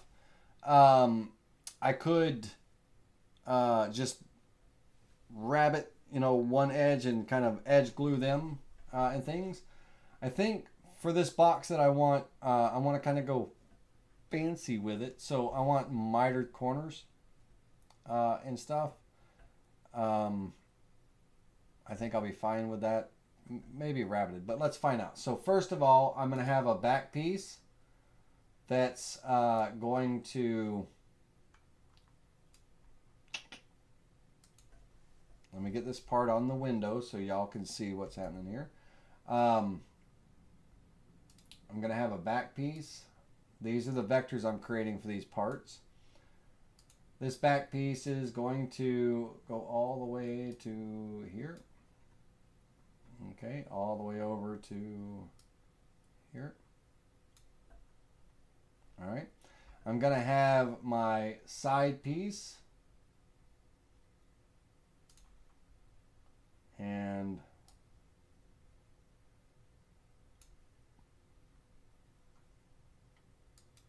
this side piece is going to go all the way to here, all the way to here. Remember, it's going to get mitered, right? So there's going to be a 45-degree miter here. We'll deal with that miter cut in a moment. All right. Now these pieces here, these rectangles, these pieces here, they're going to go all the way to the front, and they're going to just, there's going to be some pockets in this vector back here, this board piece, that's going to get some recesses. So let's get this drawn to the right size.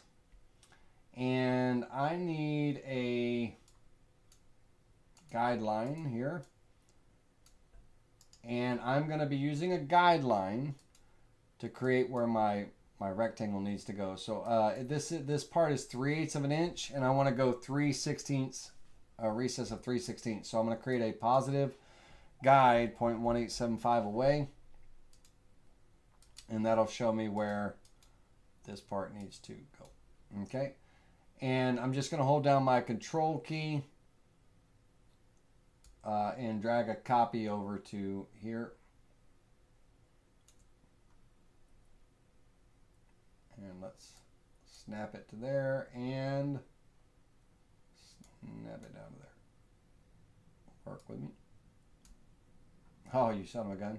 Work with me. Snap. There we go. All right. And I didn't hold. Why didn't it? Oh, you're killing me, man. You're killing me.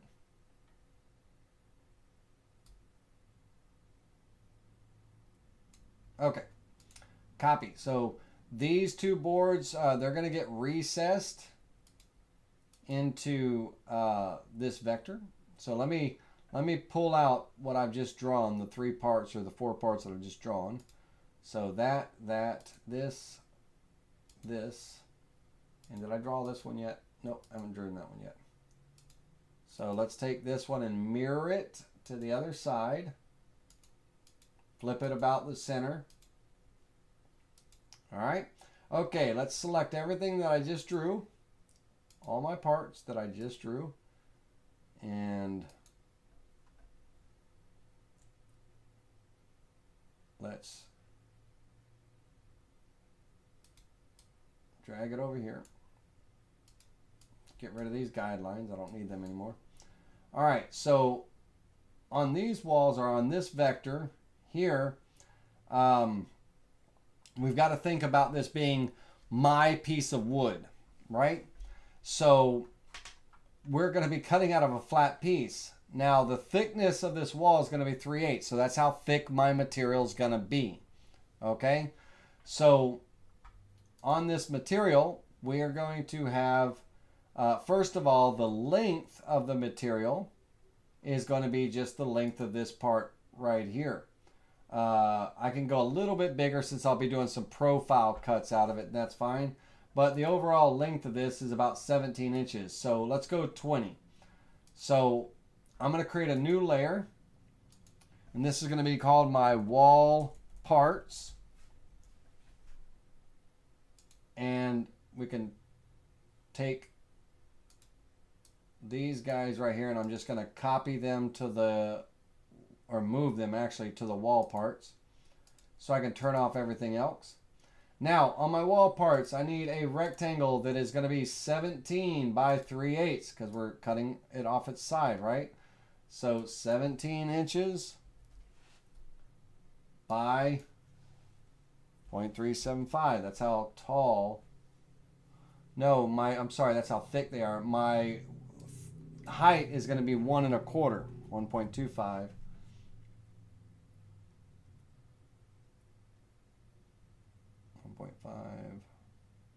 1.75 inches.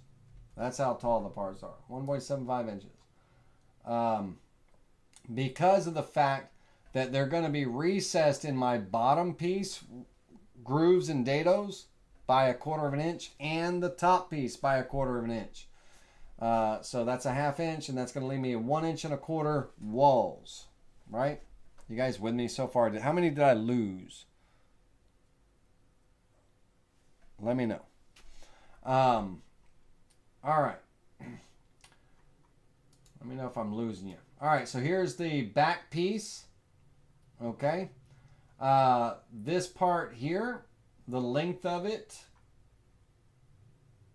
is, if I go to the size tool, the length of it is 5.5 inches. All right, so I need a rectangle. I need 2 rectangles that are 5.5 inches by 1 3/4. So 5.5 by 1.75. I need 2 of those. And then these 2 parts, they are 5 and 5 and 5/16 in length. So I need 2 of those that are 5 and 5/16 by 1 3/4. So 5.3125 by 1 3/4. And I need 2 of those. Hold down the control key when you're making a copy. All right. That'll be the 2 inner parts. Now, on this piece here, we're going to have in the center, we're going to have a recess that's got to get cut in there for these parts to fit into, right? For these 2 parts to fit in here, they've got to be recessed. And I want a recess of 3/16 of an inch because my part's only 3/8 inch wide. So if I measure, okay, if I measure horizontally from here to the inside edge of here, that's 6.875.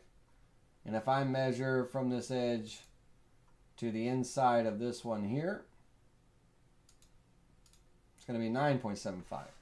So I need to draw a rectangle.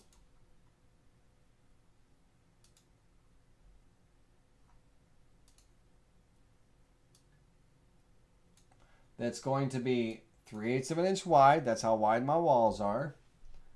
By 1 3/4 inches thick. And I'm going to make it a little bit bigger than 1 3/4 because I want a nice, clean, square groove. Right? I don't want radiuses in the end. So I'm just going to go, let's go 2. Okay. All right. This first one. All right. My first position, if I drag a guideline,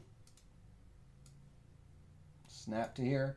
My first position is going to be 6.75 inches. 6.75. Create.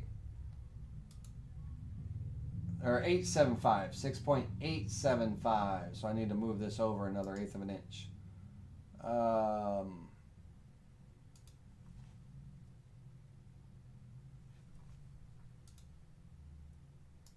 Let's just do it this way. I didn't want to do the math. 6.875. Okay.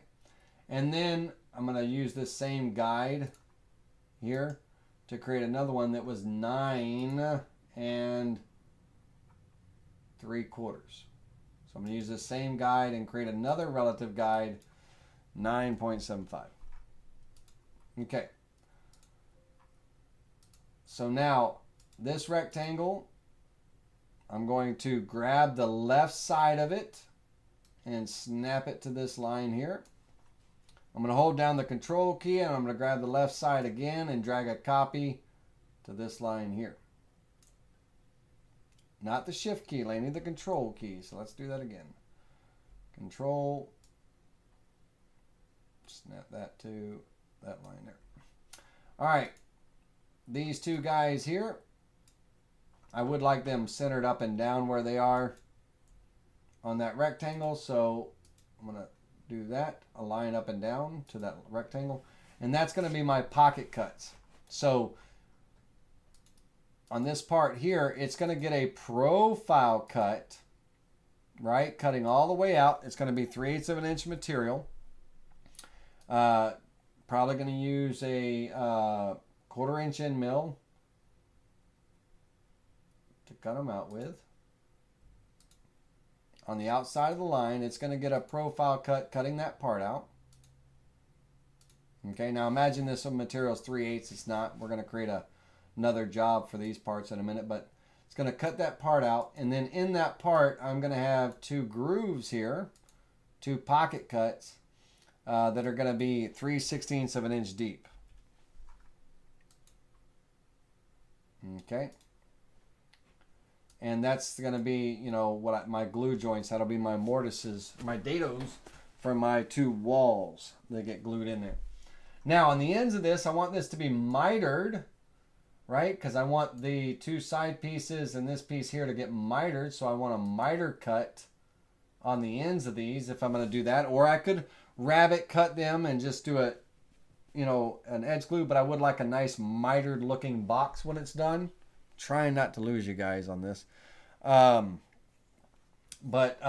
I'm going to actually utilize the new chamfer tool to cut some miters on the ends of these boards. Now these 2 boards right here, these are my 2 end pieces. Okay. These are my 2 end pieces. And, you know, so I want to miter this end and this end. So only one side of these boards are going to get mitered. This end and this end, they are actually going to be brought back a little bit because remember, I'm going to have sliding doors that slide in here. Okay, so they're going to just dead end into the back of the sliding door and all. And on these parts, because my door is also going to be 3/8 of an inch thick, my little sliding doors and everything, they're also going to be 3/8 of an inch thick. I need to back the size of this up by 3/8 of an inch. And so it would look something like this. If I took this part and this part and, you know, I backed it up 3/8 of an inch, they're going to be recessed. And then I'm going to have 2 sliding doors if I were simulating this.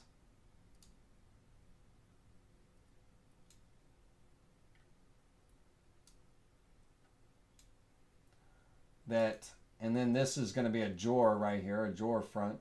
But these doors were, you know, they're going to, don't do that. They're going to be, work with me now. They're going to be sliding, you know, back and forth to open and close, right, to reveal those compartments. So these boxes need to be reduced down by 3/8 of an inch on one side. So I got to size them down properly. I'm going to steal this guideline right here. No sense in dragging another one over. I'm going to steal that guideline and I'm going to create a relative guide negative to the left, negative 0.375. And that'll just show me where I got to size this down to. Boop. And this one here, I'll drag a guideline, snap to that corner, and I'll create a positive guideline, 3/8 of an inch. That's a positive number to the right. And that way I can size this box wall down properly because I didn't size it properly earlier. So now they're the appropriate size. And now I'm going to get rid of all the guidelines. View guidelines, delete all guides. I don't need them in here. But I do want to create a chamfer, right? A miter cut, okay? A miter cut on just one end. So I can't use this rectangle here. I either got to use a line or a or another rectangle. So I'm going to be using a 90-degree V-bit, okay? And on this 3/8 inch thick material, if we were to draw this from the side here, right? Let's get exactly right, 0.375 inches thick. If I were to miter this, let's go 45, 40.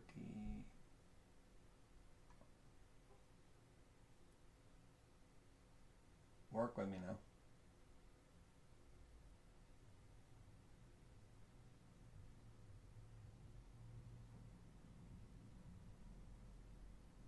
All right, I'm going to zoom in because it's not snap. There we go. Wasn't snapping. But if I 45, this dimension from the end of my board to here, if I were to measure that horizontally from here to here, the top of this miter cut, you know, it's about 0.375, right? A little bit more. Or 3/8. Sorry, not 375. Yeah, 375, 3/8. So my, you know, when I'm creating the little pocket area for my chamfer for that miter cut, I'm going to use the chamfer toolpath with this. I need to be, my box here needs to be, you know, at least 3/8 of an inch back from the edge, right? And so I'm going to make this box 3/8 of an inch wide, 0.375, and by 1 3/4 inches tall.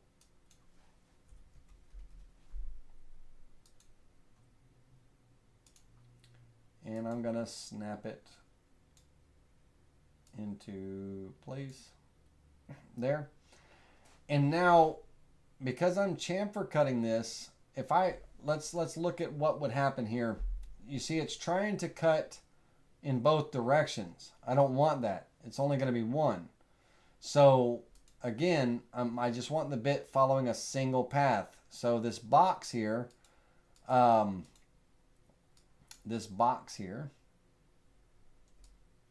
right here, doesn't need to be a box, just a line. So I'm going to go into node editing and I'm going to delete this span, and this span. Okay.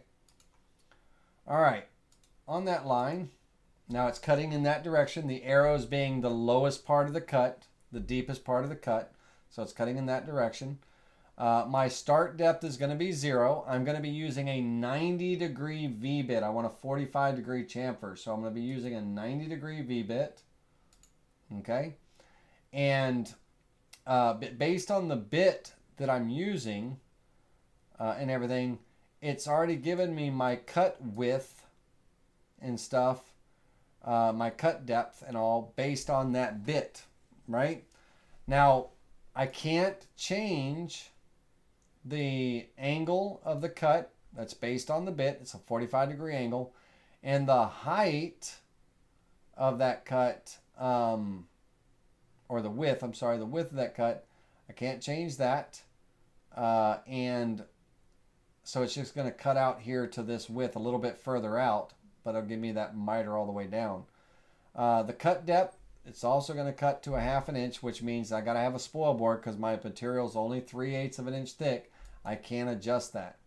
Now, it's going to slope downward from the inside out, the arrows being the deepest part of the cut.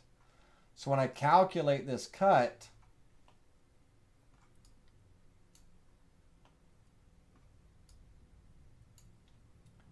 preview that cut, it's going to create this chamfer here. And then when I actually do the profile cut to cut the part out, cutting through the material, I'll use a 1/4 inch end mill, that's fine. Outside of the cut, calculate, preview that. You know, it's going to create that mitered piece, right? Now, of course, my material here is 1/2 inch thick, so it's not cutting all the way through, but I'm going to set this up on another job. We're just drawing the vectors right now. So it'll have that mitered piece there. So that'll be that one part. Okay. Now I need to do the same thing on the other side here. But rather than drawing the rectangle and all this and delete that and all, I'm just going to draw a line along this edge here. And on that line, I'm going to make it just a little bit longer than my project piece, you know. And then I'm just going to move it. I'm going to move it relative to its current position on the x-axis. I'm going to the left, so I'm going to move it -3/8 of an inch. Okay. And, you know, I could go the 0.3753, you know, if I wanted to, or, you know, whatever the case may be, to give me a little bit of an overcut and stuff, but 0.375 is going to be fine. I'm going to do a chamfer cut. Again, 0 start depth, end mill, or V-bit, sorry, 1/2 inch V-bit, 90 degrees. It is, again, the width and the height, or the max cut depth. Now the cut depth here, I can change that to 0.375 there, and it'll change the width as well. So I should be able to do that on the other side too. I didn't see that. I was reading the wrong box. Yeah, let me do that. Let me fix that other one real quick. I was reading the wrong box. Cut depth. You guys were probably pointing that out to me. Maybe not. I don't know. All right, 3/8 of an inch. There we go. All right, let's reset this preview and we'll create our other toolpaths. Now, the both ends of this part is going to get mitered because that's what they are going to miter to. So I'm going to draw a line from here to here, spacebar to finish. I'm going to make that line longer. I just want the bit to be able to go past the piece, right? I want a nice, clean miter cut. Now, this part is not quite centered on the material, so I'm going to select all of these things and I'm going to center it left to right on my material. That way I can take this line and just mirror it to the other side. Once I move it. Let me move it first. I'm going to move it relative 3/8 of an inch on the X. And then I'm going to mirror that to the other side. Okay. And then I'm going to create my vectors. So if I select both vectors here, depending on what direction the line was drawn, if I come in here and create a chamfer toolpath, we want to make sure the arrows are going in the right direction. On this line it is. On this line it's not, right? So I need to, in node editing, I need to change the start point to this down here. Make this the start point. Okay? So that when I select these lines, that chamfer cut's going to go in the correct direction. Okay? 3/8 of an inch depth cut is good. And so Now I can preview. Let's do the last profile cut on this one. That was this cut right here. I can do it on both, right? Add that one into it. And if we previewed the cut, I'm going to have this, and all of those. If we preview the visible toolpaths, now again, they're not going to be cutting all the way through because this is a 1/2-inch thick piece, but my walls are only going to be 3/8. I'm going to have, you know, those miter cuts. Now notice this miter here cut correctly, but over here it didn't. Right? It didn't cut correctly there. And that's going to most likely be due to my line position. So let me make sure that my distance is 3/8. So I'm going to measure horizontally from here to here. It is 3/8. From here to here is 3/8. Okay. So the line position is correct. The line position is correct. So why did this cut on this chamfer cut here, why did it not cut completely down? Nothing's changed. My cut depth is 3/8. My cut width is 3/8. It's an inside cut, downward slope. There's nothing here saying that it shouldn't cut all the way through. And let's look at that cut completely. Let's preview that chamfer.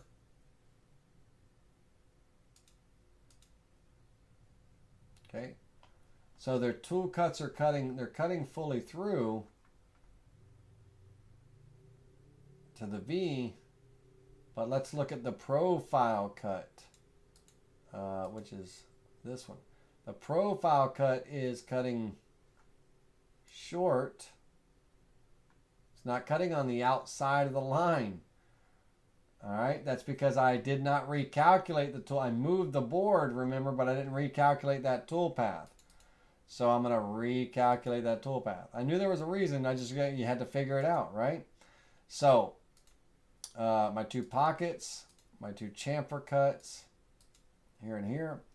And we could just do one chamfering toolpath for all of them, right? I didn't have to create 3 different chamfers. They're all 3 the same cuts. I could have just selected all the vectors and done them as one chamfering toolpath, as long as I make sure that my line's start point is in the correct direction. So if I added this chamfer, if I added this chamfer to it, holding down the shift key, make sure the lines are going in the right direction. If I added this chamfer to it and this line to it, then I could calculate this all in one toolpath, right? I don't need these other 2.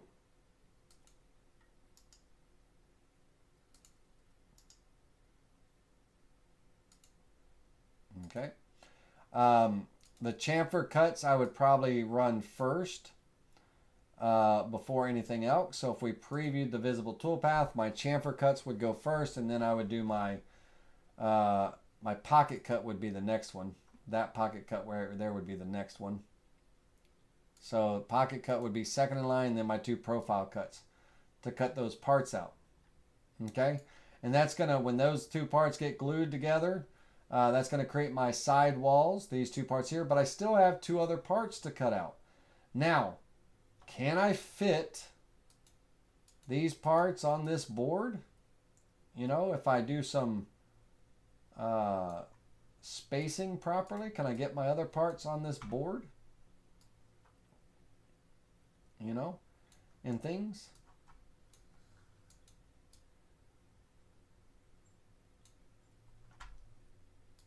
I should be able to.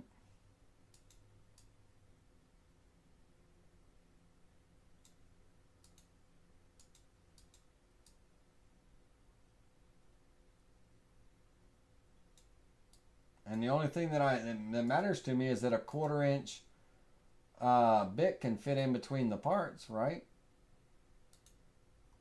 So I need to do a little bit extra spacing there. So I'll just move this part here down a little bit. Right? And these two parts here, they're just square cuts. Okay?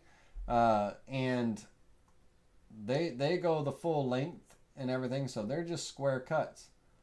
So that'll just be profile cuts, and I'll add them to this profile toolpath here. I'll just add those two in there and calculate.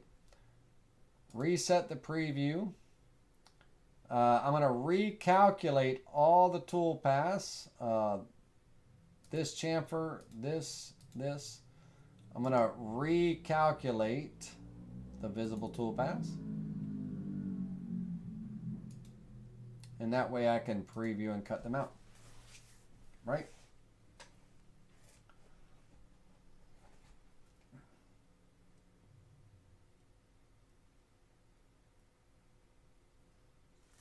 Okay, so all the parts and everything can get cut out of that one board, but of course it'd be a 3/8 inch thick board. Now if I wanted to waste some wood, because normally I would resaw my board and get, you know, 2 3/8 inch pieces out of it, you know, because they're generally, my wood is oversized, you know, it's a little bit bigger than 3/4, so I can resaw and get 2 3/8 inch pieces out of it. I could if I wasn't worried about wasting material on, I was just going to run this through a planer anyway, right? And I'm going to mill my 3/4 inch ballad through a planer. I'm going to mill all that away down to a 3/8 inch board. Then hell, I'm just going to do a pocket cut on here to mill these parts down to 3/8, and then I'm going to create the profile cuts to cut the rest of them out, right? I can do that, and everything. So your call, right? Whatever you're going to do. If I'm going to run this through a planer, I'd much rather surface it with my surfacing bit and take off the 3/8 at the CNC, and then, you know, just cut the parts out. So if I was going to do that, then on that board, you know, for these wall parts, that board, I would have a rectangle, the same perimeter size here. And I'm going to oversize it a little bit. So I'm going to offset outward. And I'm double side taping this, and this is a small board and it's a one-off. So I'm going to double side tape it down. So I'm going to offset outward. I'm just going to go 1/4 inch outward here. And I would run a surfacing toolpath, a pocket toolpath, if you will. And I'm on that pocket toolpath. I'm going to use the largest diameter bit that I, you know, can get my hands on. If I have a surfacing bit and things, I'll use that. Let me see where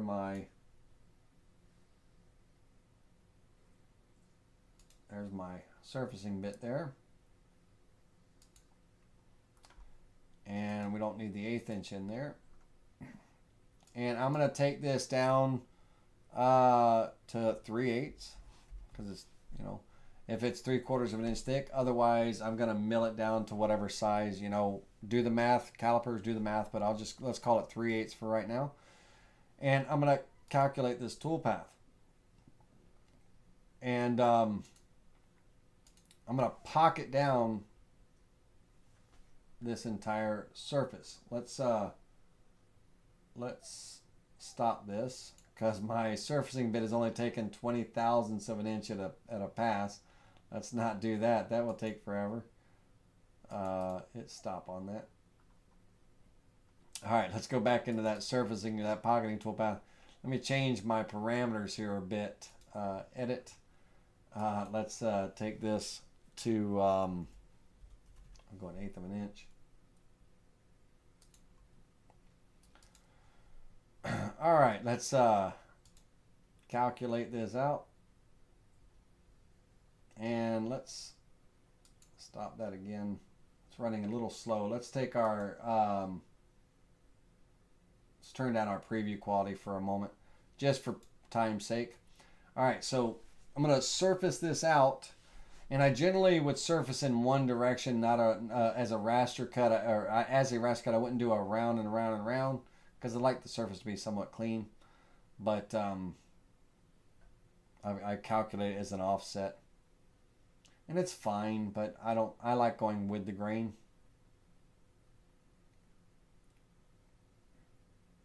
All right, so that would be on this particular board. Right, that would be my first tool path. Okay. Then my chamfer tool path is going to start at 3/8. Right? And I gotta darn sure make sure that the job is set up to touch off on my wasteboard, not the material surface like I've got it, because the surface just got milled away. Right? It's gone. If I took this board over to the CNC machine and it was 3/8, and I could touch off on the surface. But if I took it over as one of my 3/4 inch boards that I just cut out and, batched out, and I'm going to surface that 3/8 of an inch away, well, that surface is gone for the touch off of my other tools. So I need to make sure that I change the job setup and make sure it's appropriate that I'm setting up on the machine bed, instead of the material surface. Right? And so I'm going to be starting at 3/8 of an inch down, and I'm going to calculate this toolpath. Oh wait, let's select the vectors. Sorry. 1, 2, 3, 4. That's it. Those 4. Calculate. Okay. Then from there, from that surfacing, I've got my pocket tool path for these two guys here. That's going to start at 3/8, 0.375, and it's going to cut down 3/16 from there. The profile cuts, they're going to start at 3/8 and cut to another 3/8 to cut all the way through. And this profile cut as well. Right? Now, again, on this, I don't need 2 profile cuts tool paths. I could just do it as one because they're all getting profile cut out last and everything. So if we were to preview this, my surfacing bit is going to, let's preview the visible toolpath. My surfacing bit is, whoop, that's a ramp. Hold on a second. Don't look at that, guys. Don't look at that. What in the world? Calculate. Okay, he's first. This pocket, what's his pocket doing? I don't know what that pocket is doing. Okay. Slide my slide bar all the way up to the top. That's why it was cutting through. That was down here because remember I changed from material surface to machine bed, and when I did that I have to come over to the material setup and change this, put it back at the top. Alright, so now let's preview these toolpaths.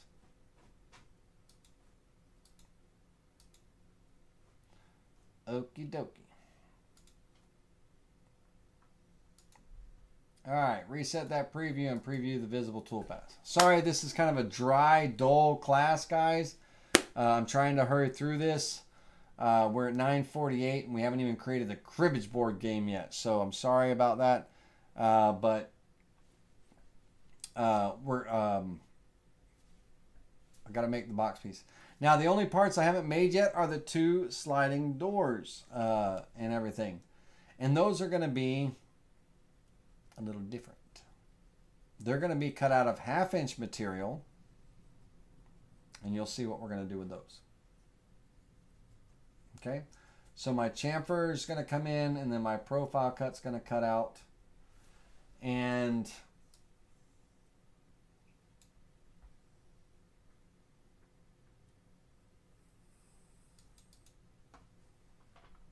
Starting at 0, cutting down to 3/8.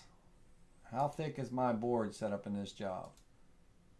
Oh, I kept thinking I'm working off a 1.5 inch board.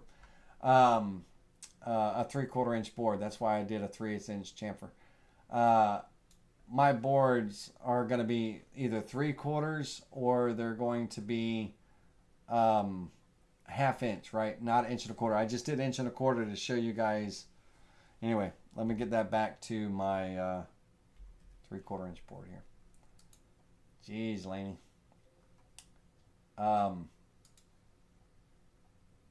This, and this. All right. Recalculate the visible toolpath. Done. Done. And preview. One more time. One more time. And we'll move on. Okay, let me see what kind of questions. You guys are talking either amongst yourselves or you've got a lot of questions. Let me see here. I've seen the difficult product in plastics. Okay, you guys are talking amongst yourselves for plastics. I made a submarine. Harvey, do you have a picture?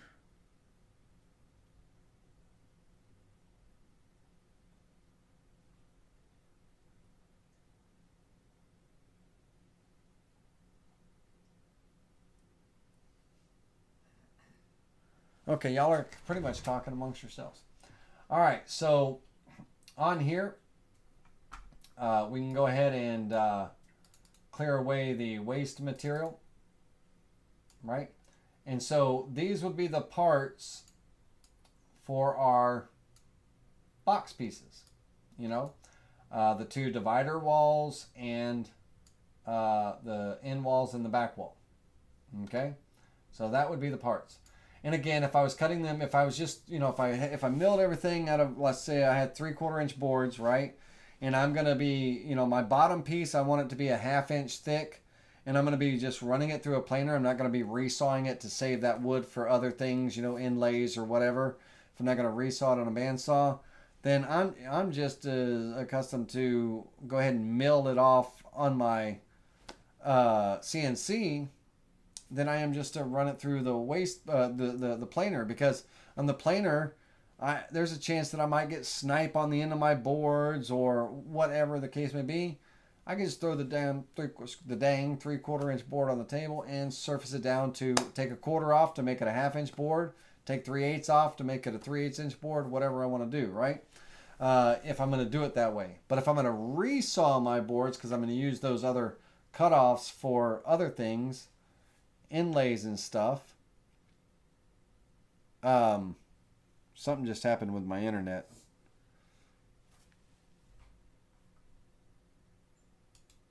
I'm not sure what just happened, but if I'm going to resaw them and use those cutoffs for something else, then I'm gonna, you know, put the exact size board. I'm gonna set my job up for the exact size board. But otherwise, I'm just gonna, you know, mill them down and then surface and cut them. Okay. All right. All right. So that would be the side pieces. Now, let's turn the wall parts layer off and turn our regular layout here on. Again, let's get this off the project board for right now. That's going to be my drawer part. Let's set that aside. And this is that deck of cards. I don't want these being confusing. Now, my doors that are going to be sliding open here, they need a place to slide, right? So here on this front corner where I put this fillet, I need to, you know, come past my material here. Oops.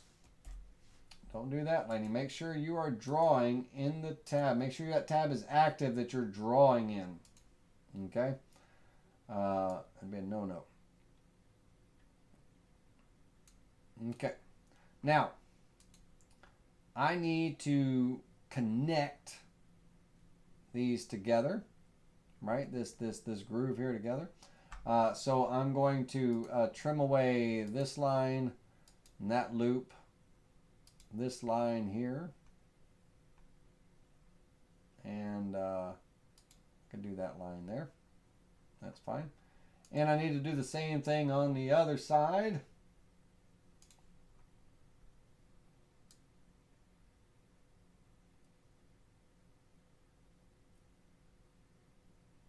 Make sure I go past my board. And I need to trim away this line here, this loop, this line here, and this line here. Okay. And I need to recreate that pocketing toolpath. Okay. Now this pocketing toolpath is only cutting down 1/4 of an inch. It is one open vector was identified. Let me find my open vector right there. That vector was open because it's still overlapping right here. So I'm going to go into node editing mode and I'm going to pull this line back and then just snap it to there. Over here, I'm going to pull this line back and then just snap it to there. Okay. And that will close it for me automatically. If it doesn't, like it didn't here, and I'm going to select those and close it. Okay. So on my pocket toolpath, I need to recalculate that pocket toolpath. It's going to be out of a, let's reset this preview. Now I got this job set up for a 3/4 inch board, right? I'm going to leave it at 3/4. So what that means is I need a pocketing toolpath on this part because this is my bottom piece, and it's only going to be a 1/2 inch thick. So I'm going to create a rectangle, and I'm going to offset that rectangle outward by 1/4 of an inch all the way around. That's good enough. I'm going to create a pocket cut. This time I'm going to do the pocket cut correctly. I need to delete this. I'm going to mill off. It's 3/4. I need to go to a 1/2 inch, so I'm going to mill off 1/4 of an inch. I'm going to select my large surfacing bit. And I want to raster cut, and I want to do the profile cut last. Right? Or I could raster and do the profile cut first. Either way, but I still need to do a profile cut. So I'm going to calculate this toolpath. And that's going to surface off this top area. And of course, I didn't change my tool. On my tool, it's going to be taking 1/8 of an inch per pass.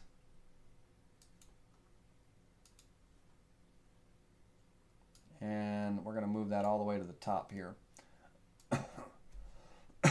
Excuse me. So that's going to surface off that 1/4 of an inch. Okay.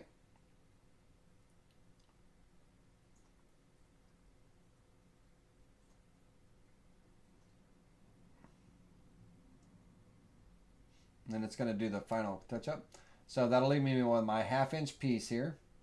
And the pocket cut, this pocket cut is going to be cutting 1/4 inch deep with an 1/8 inch end mill.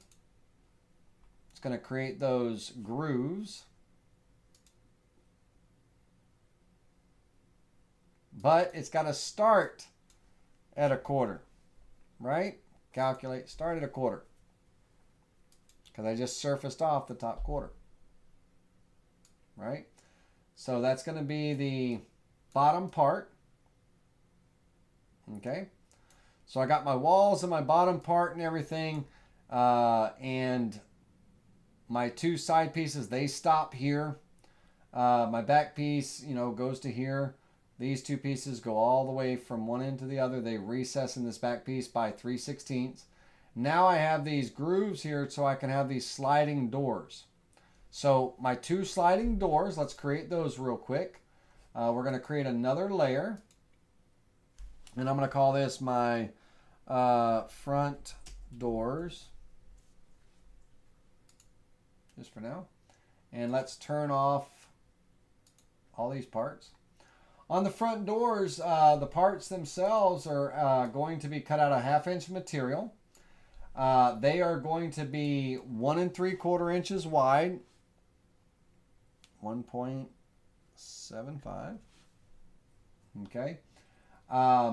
They're going to be, as far as the length, let me see here. What's my length going to be? I got to measure that real quick. Measure from the inside of this wall. When it's closed, I want it nice and flush here. So from the inside of this wall to the inside of this wall, 6.875 inches. Okay. So let's turn that off. All right, so this part here is going to be 6.875 inches by 1 3/4. Okay, there's going to be 2 of them, but I'll create the other one here in a minute. But let me draw the first one first. Now, this part, I'm going to go ahead and offset it. I want to offset it inward 1/4 inch. Okay, inward, not outward, Laney. Inward. Okay, because I'm going to be pocketing down this outside area to fit into my 3/8 inch groove. Okay, they're going to be, that 3/8 inch groove is going to be recessed into that 1/4 inch, you know, top and bottom parts. Hope this all makes sense to you in a minute, but it will. I wish I would have drawn out a 3D in SketchUp for you guys, but I'll show you an example of one in a moment. But on this part here, we're gonna bring that in by 1/4 inch, and I'm gonna take this and I'm going to offset it outward by, I don't know, a 1/16 maybe, if that. That's good. All right, now on this area here, I'm going to draw this box out to here because I only need to pocket the top and the bottom, not the front and the back, right? It's only going to fit in the top groove of my top board and the bottom groove, right? So I'm just basically going to mill this area outside here down 3/8 inch. Or, I'm sorry, down an 1/8 inch. An 1/8 inch.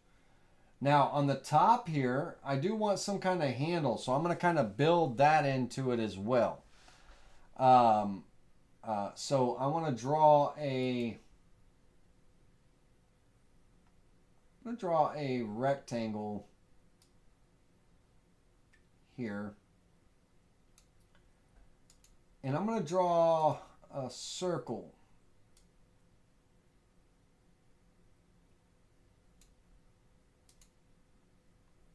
That's pretty good.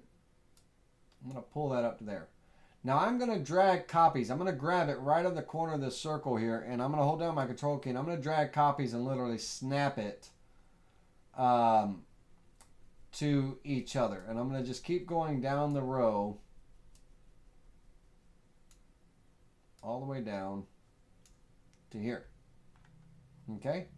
Couldn't have done that again if I tried, as far as drawing that circle to the perfect size that it lays out exactly where it's supposed to. Could not do that again if I tried. That was not intentional. It was perfect, but it was not intentional. I'm not that good. All right. So on here, on this rectangle that I drew, I'm going to use my scissor tools, and I'm going to trim away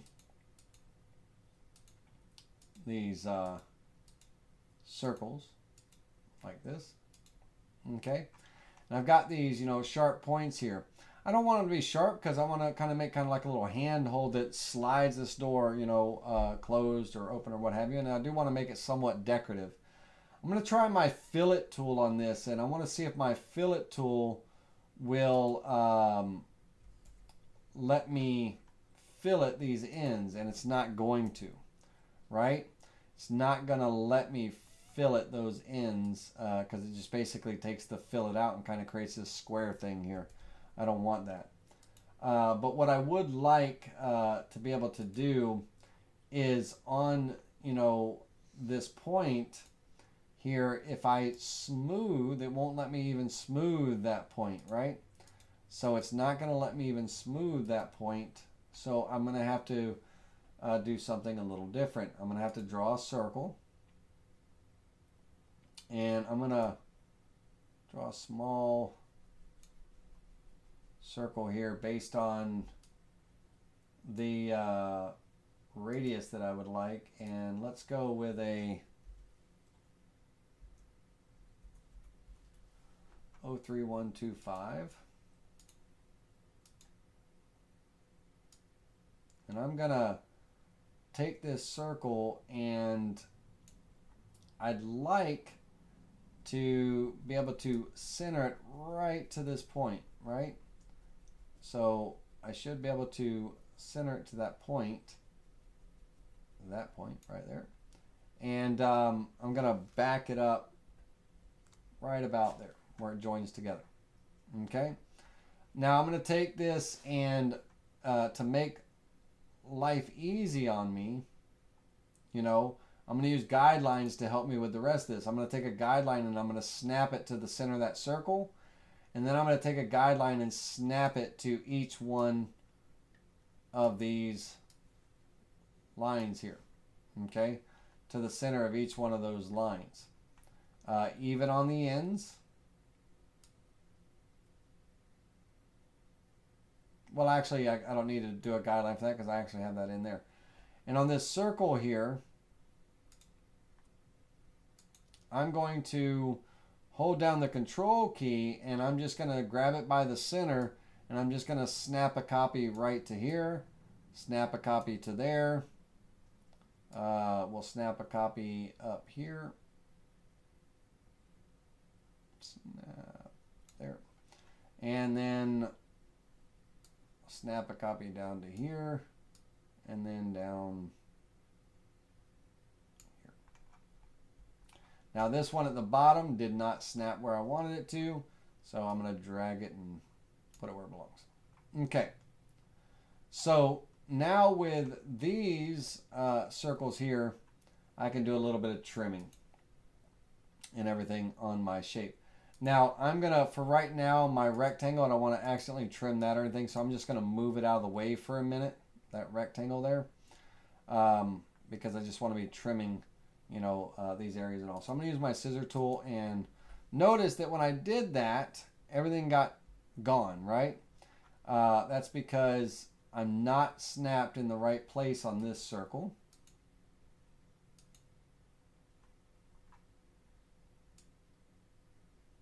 So I need to snap it to the center. And that should give me an overlap here, right?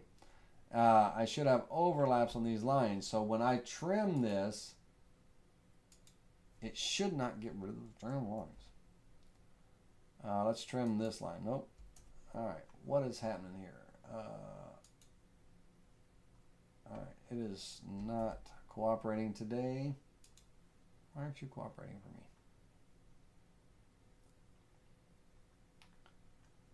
That is overlapping all day long.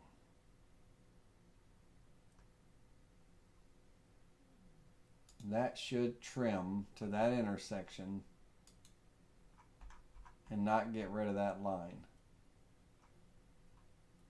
There's a glitch. Okay.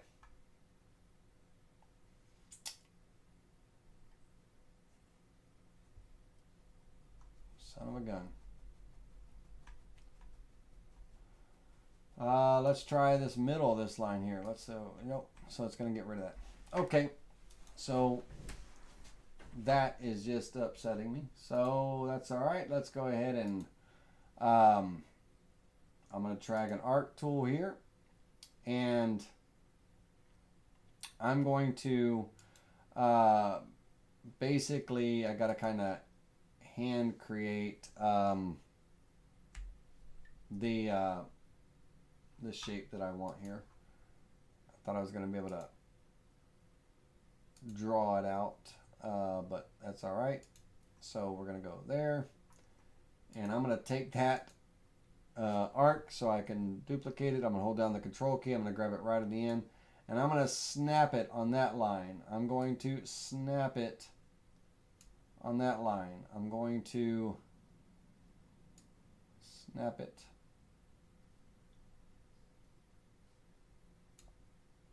All right, that one's a little off. Let me get it back on the center there. Oh, hold on a second.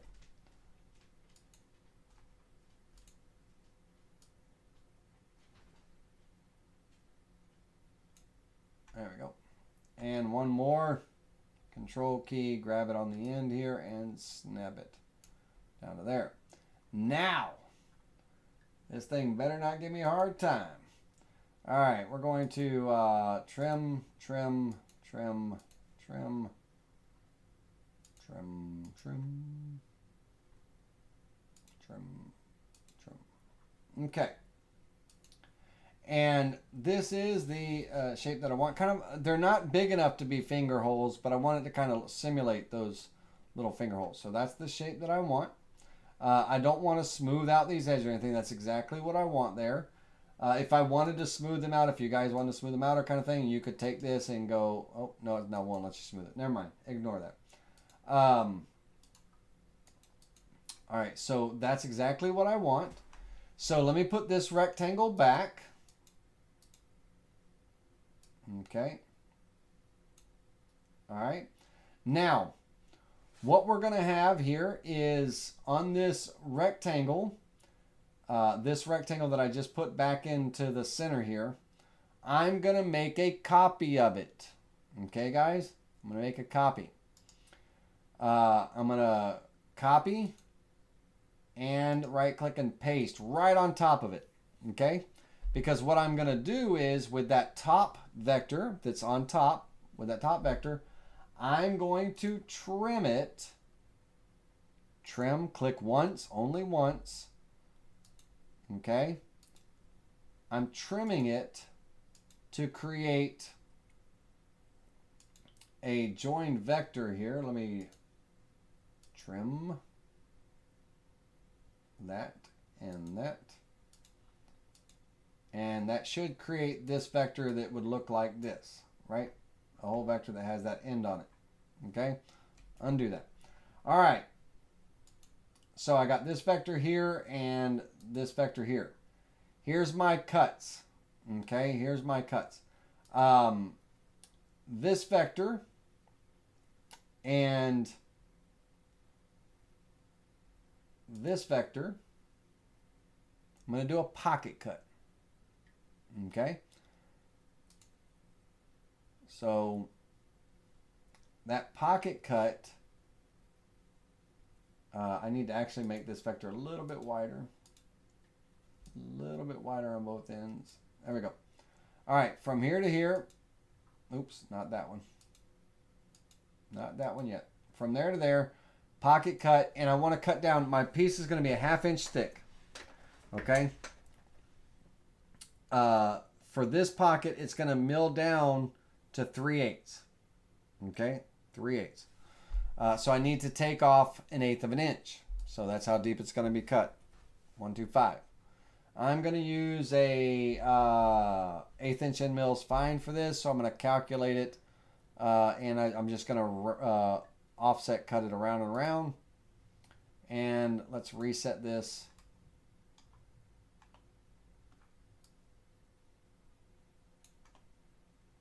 Here and preview that cut. Okay, so that's going to be the pocket. Now, on this inner piece here, let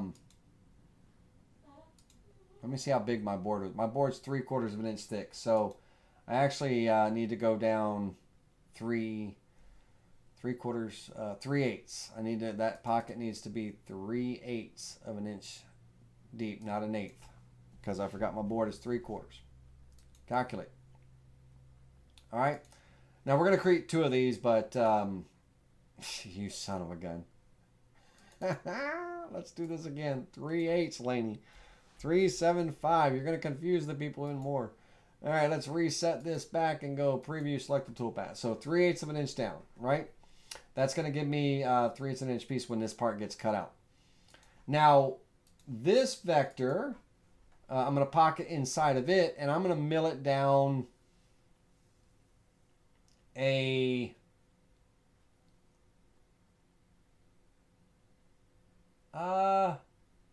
going to go 3/16. Not quite a quarter, but 3/16. So I'm going to create a pocket cut on this vector here, 3/16. 0.371. Calculate. Preview that selected toolpath. Okay. And that's more than 3/16 there, lady. Damn, I did it again. All right. 1/875, 3/16. Calculate. Holy camoly. Reset that preview. Let's do that again. We've got this first pocket and the second pocket. Preview the visible toolpaths. There we go. Now, these two little end nubs right here, those two little end nubs, I do want the bit kind of cleaning up that edge a little bit.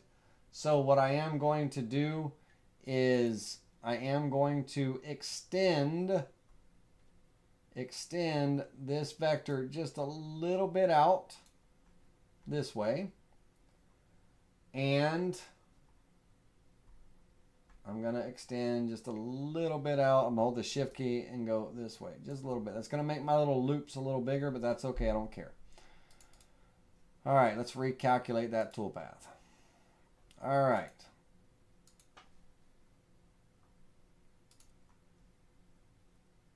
So that's going to look something like this.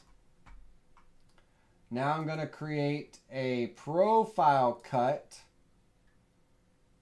A profile cut on the actual part to cut the part out. So we're going to create a profile cut, cutting all the way through the material. We've already kind of pocketed down on this, you know, this pocket area here, so we can actually start at 3/8 and cut 3/8. Calculate that. Okay, and that's going to give me this part here. And this is going to be my little door. This is going to be inside, and when it slides through, this is going to be one side of the little decorative pattern that's going to, my drawer is going to be in the middle, and then there's going to be another one here. And then there's going to be a little decorative pattern, and this is going to be, the reason why I drew the shape is because not only is it a little finger hold to shut those doors, but it's also, when it's all closed, it's going to have a nice looking pattern in the middle with my drawer, center, and all that stuff. But it'll fit in the top groove and everything, and that's going to be one of the doors. Now we need two of these, right? So basically, I'm going to duplicate these tool paths, and I'll just mirror it. It's fine. Mirror, flip horizontally. Right? And on these three tool paths, I'm going to select the appropriate vectors, and I'm going to add them in for this side, right? So this and this, calculate. Okay. For this tool path, here, let's turn off those toolpath preview there. For this tool path, it's this vector and this vector, right? Calculate. And for the profile cut, we're going to add in this vector. This vector. Not.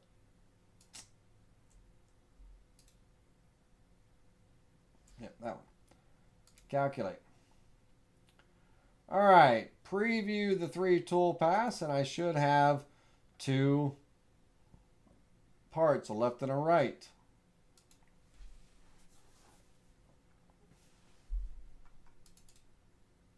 Right? But they're facing the wrong direction. But left and a right. Okay. All right. I don't know why I did that.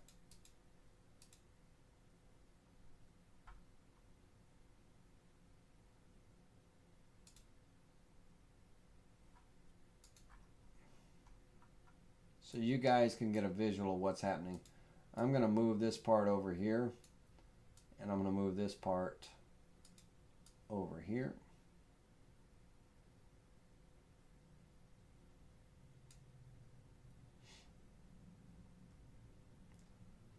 And I'm going to recalculate these tool paths.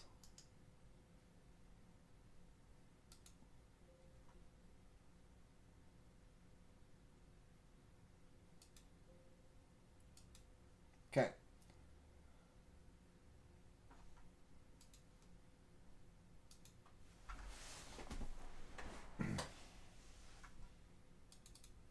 So when these doors close, on the box, my drawer front's going to be in here, and my drawer front is going to have a bit of a design here.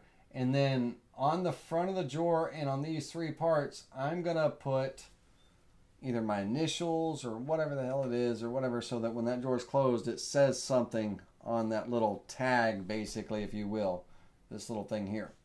Okay, so those two doors open or they close, or the drawer pulls out or it goes in. You know, there's going to be something that I'm going to carve, some kind of decorative design in there, but we're not going to worry about that right now. Let's get the thing done. Now, this project is it's already 10:21, so we got to call it a night. We're late. We're already 3 hours 21 minutes. Your guys' minds can't go that long. So, either we can regroup and you guys can join me back Thursday evening where we finish up this project, or next Tuesday we'll do part 2 and finish it up. I'm going to let y'all vote on this. I think many of you are still watching. There's still a few of you in here, but you vote. You want to reconvene on Thursday at 7 p.m. and finish up this project, or you just want to wait till next week and we'll do a part 2? Because we still got to do the top of the box and the bottom. Let me give you a visual of what we're looking at, what we're going for. Okay? I'll give you a visual and then you can decide. Let's go here.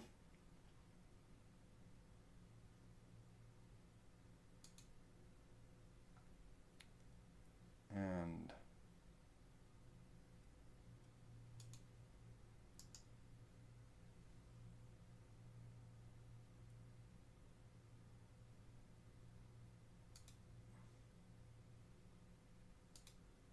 bear with me.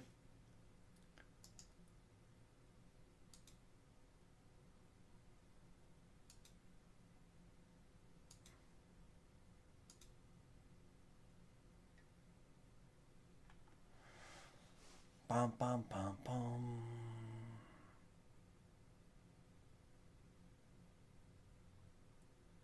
Well, they kind of did theirs on the outside. That's not a good visual, but here, hold on. Let me,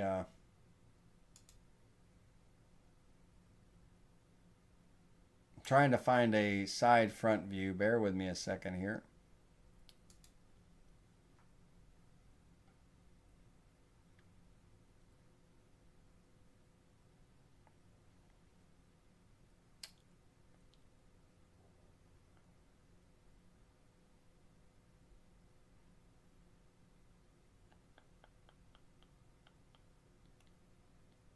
Come on, Laney. Find the photo, brother.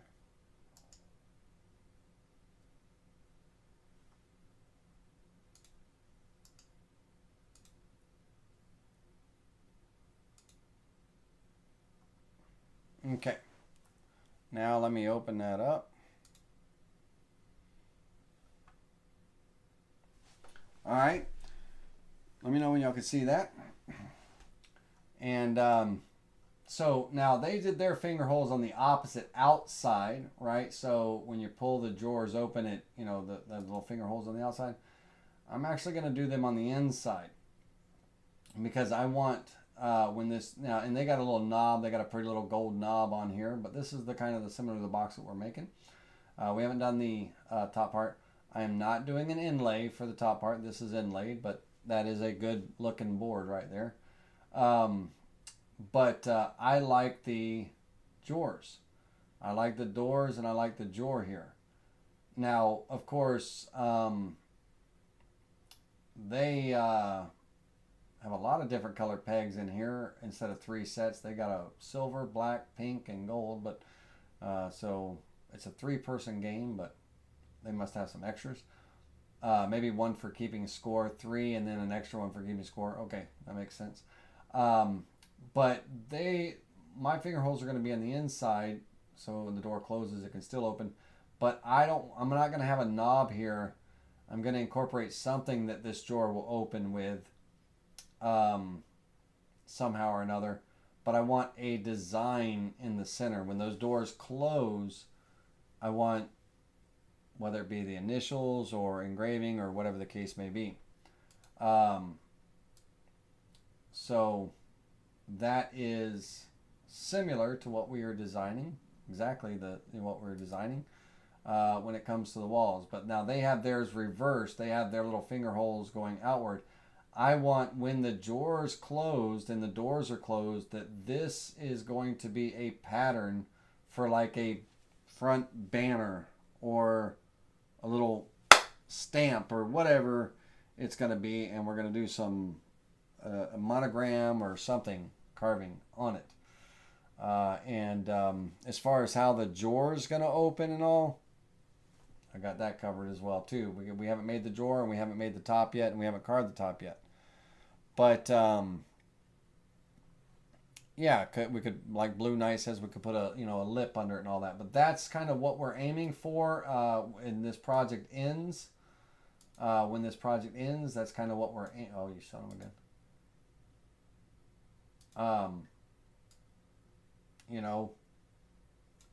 That box type. And if you notice, their wood probably, their board probably is about 3/8 of an inch and 3/8 of an inch. It could be 1/2 inch. I don't know, although I can't really tell by looking at it here. But our top and bottom are going to be 1/2 inch. Our walls are going to be 3/8. And if you notice, their grooves, their walls are only like 1/8 of an inch, right? So they only have they're small. You can see if we zoom in to the drawer here, the walls are only like 1/8 of an inch. And if you look at their drawer walls, it's really small. I'm using 3/8, right? So I'm going with 3/8, wide walls and all. It's a little overkill, but we could work with the smaller woods as well and all that stuff as well too. But this is kind of what we're going for. That's kind of the look. And from a gameplay view, let's see here.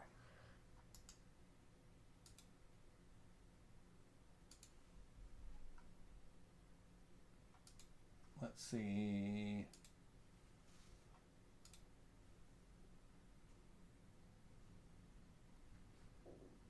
When it's all closed up and all that stuff. Now, they've done some inlay work up here, and they've done some laser engraving on this little track with the arrows and stuff. That's pretty cool. We're not going to get that intricate in our design because not everybody has a laser. But they've done some laser crosshatch pattern to create this kind of treaded look on that middle row. It's pretty slick. They've done some, inlay work. This is inlaid into this rosewood here and everything. It's a beautiful looking board. And there's, a lot of different things that you could do with it. But this is kind of what we're going with here. That similar look. The top of the board, the gameplay area, it probably will be something similar to it, but we're going to change it up a little bit. But that's what we're going to be finishing up in part 2. So, either day works for Rodney or Wayne. right? Did you guys let me know next Tuesday, next Tuesday, next Tuesday? Okay. Tuesday either works and all that. All right. So we're going to do that. Wednesday night, tomorrow night, Burl and I are going to be live at 7 o'clock on the Digital Woodcarver YouTube channel. Be sure to check that out. And we're going to be talking about starting a business with a CNC.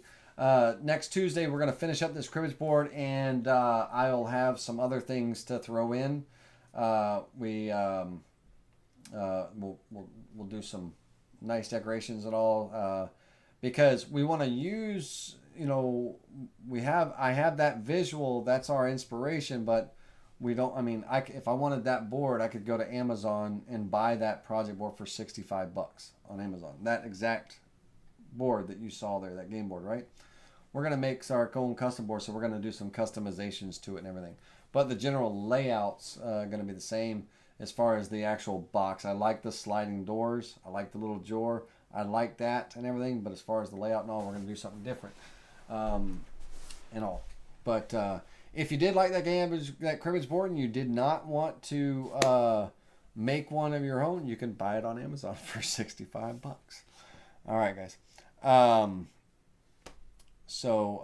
Digital Woodcarver on the YouTube channel, Digital Woodcarver. So let me take you guys to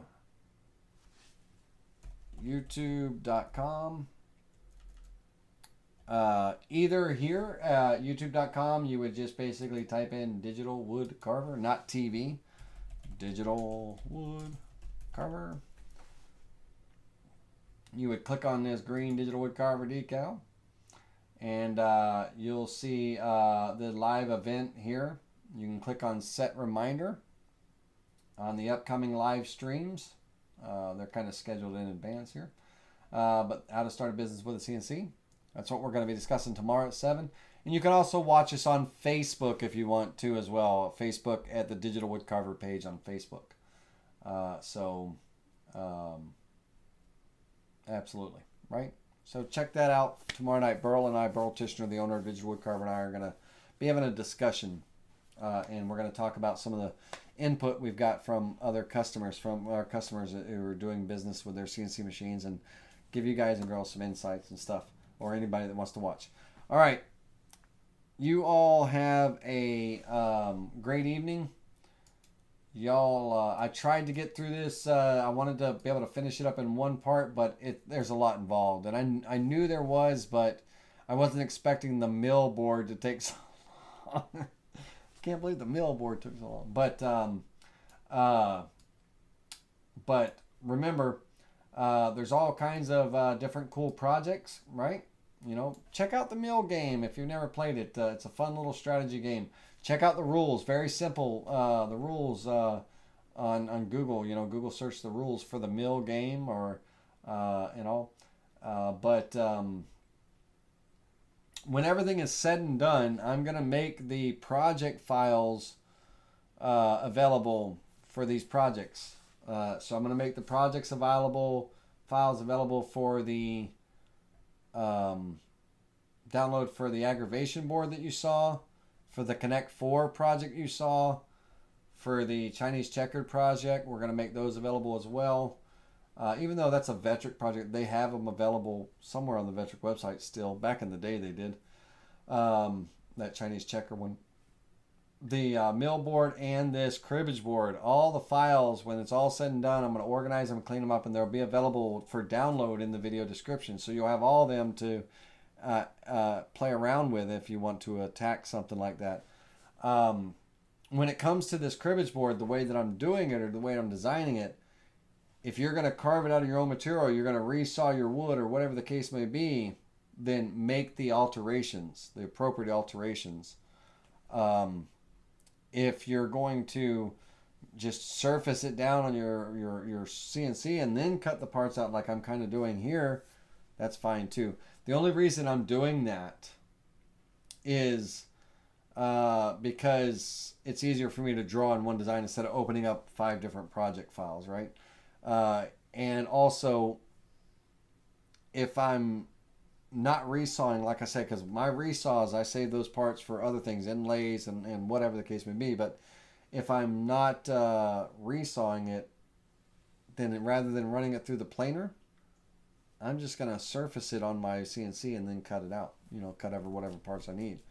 It's 6 in one, half dozen another. And on the planer, I have more chances of getting snipe and things like that than I do, you know, just surfacing it on my CNC. Right? So, all right, everybody. I want to thank you. Sorry we didn't get the 100% finished, but we will wrap up in a part 2 next Tuesday at 7:15 p.m. Eastern Time. Thanks for joining me. Y'all been great.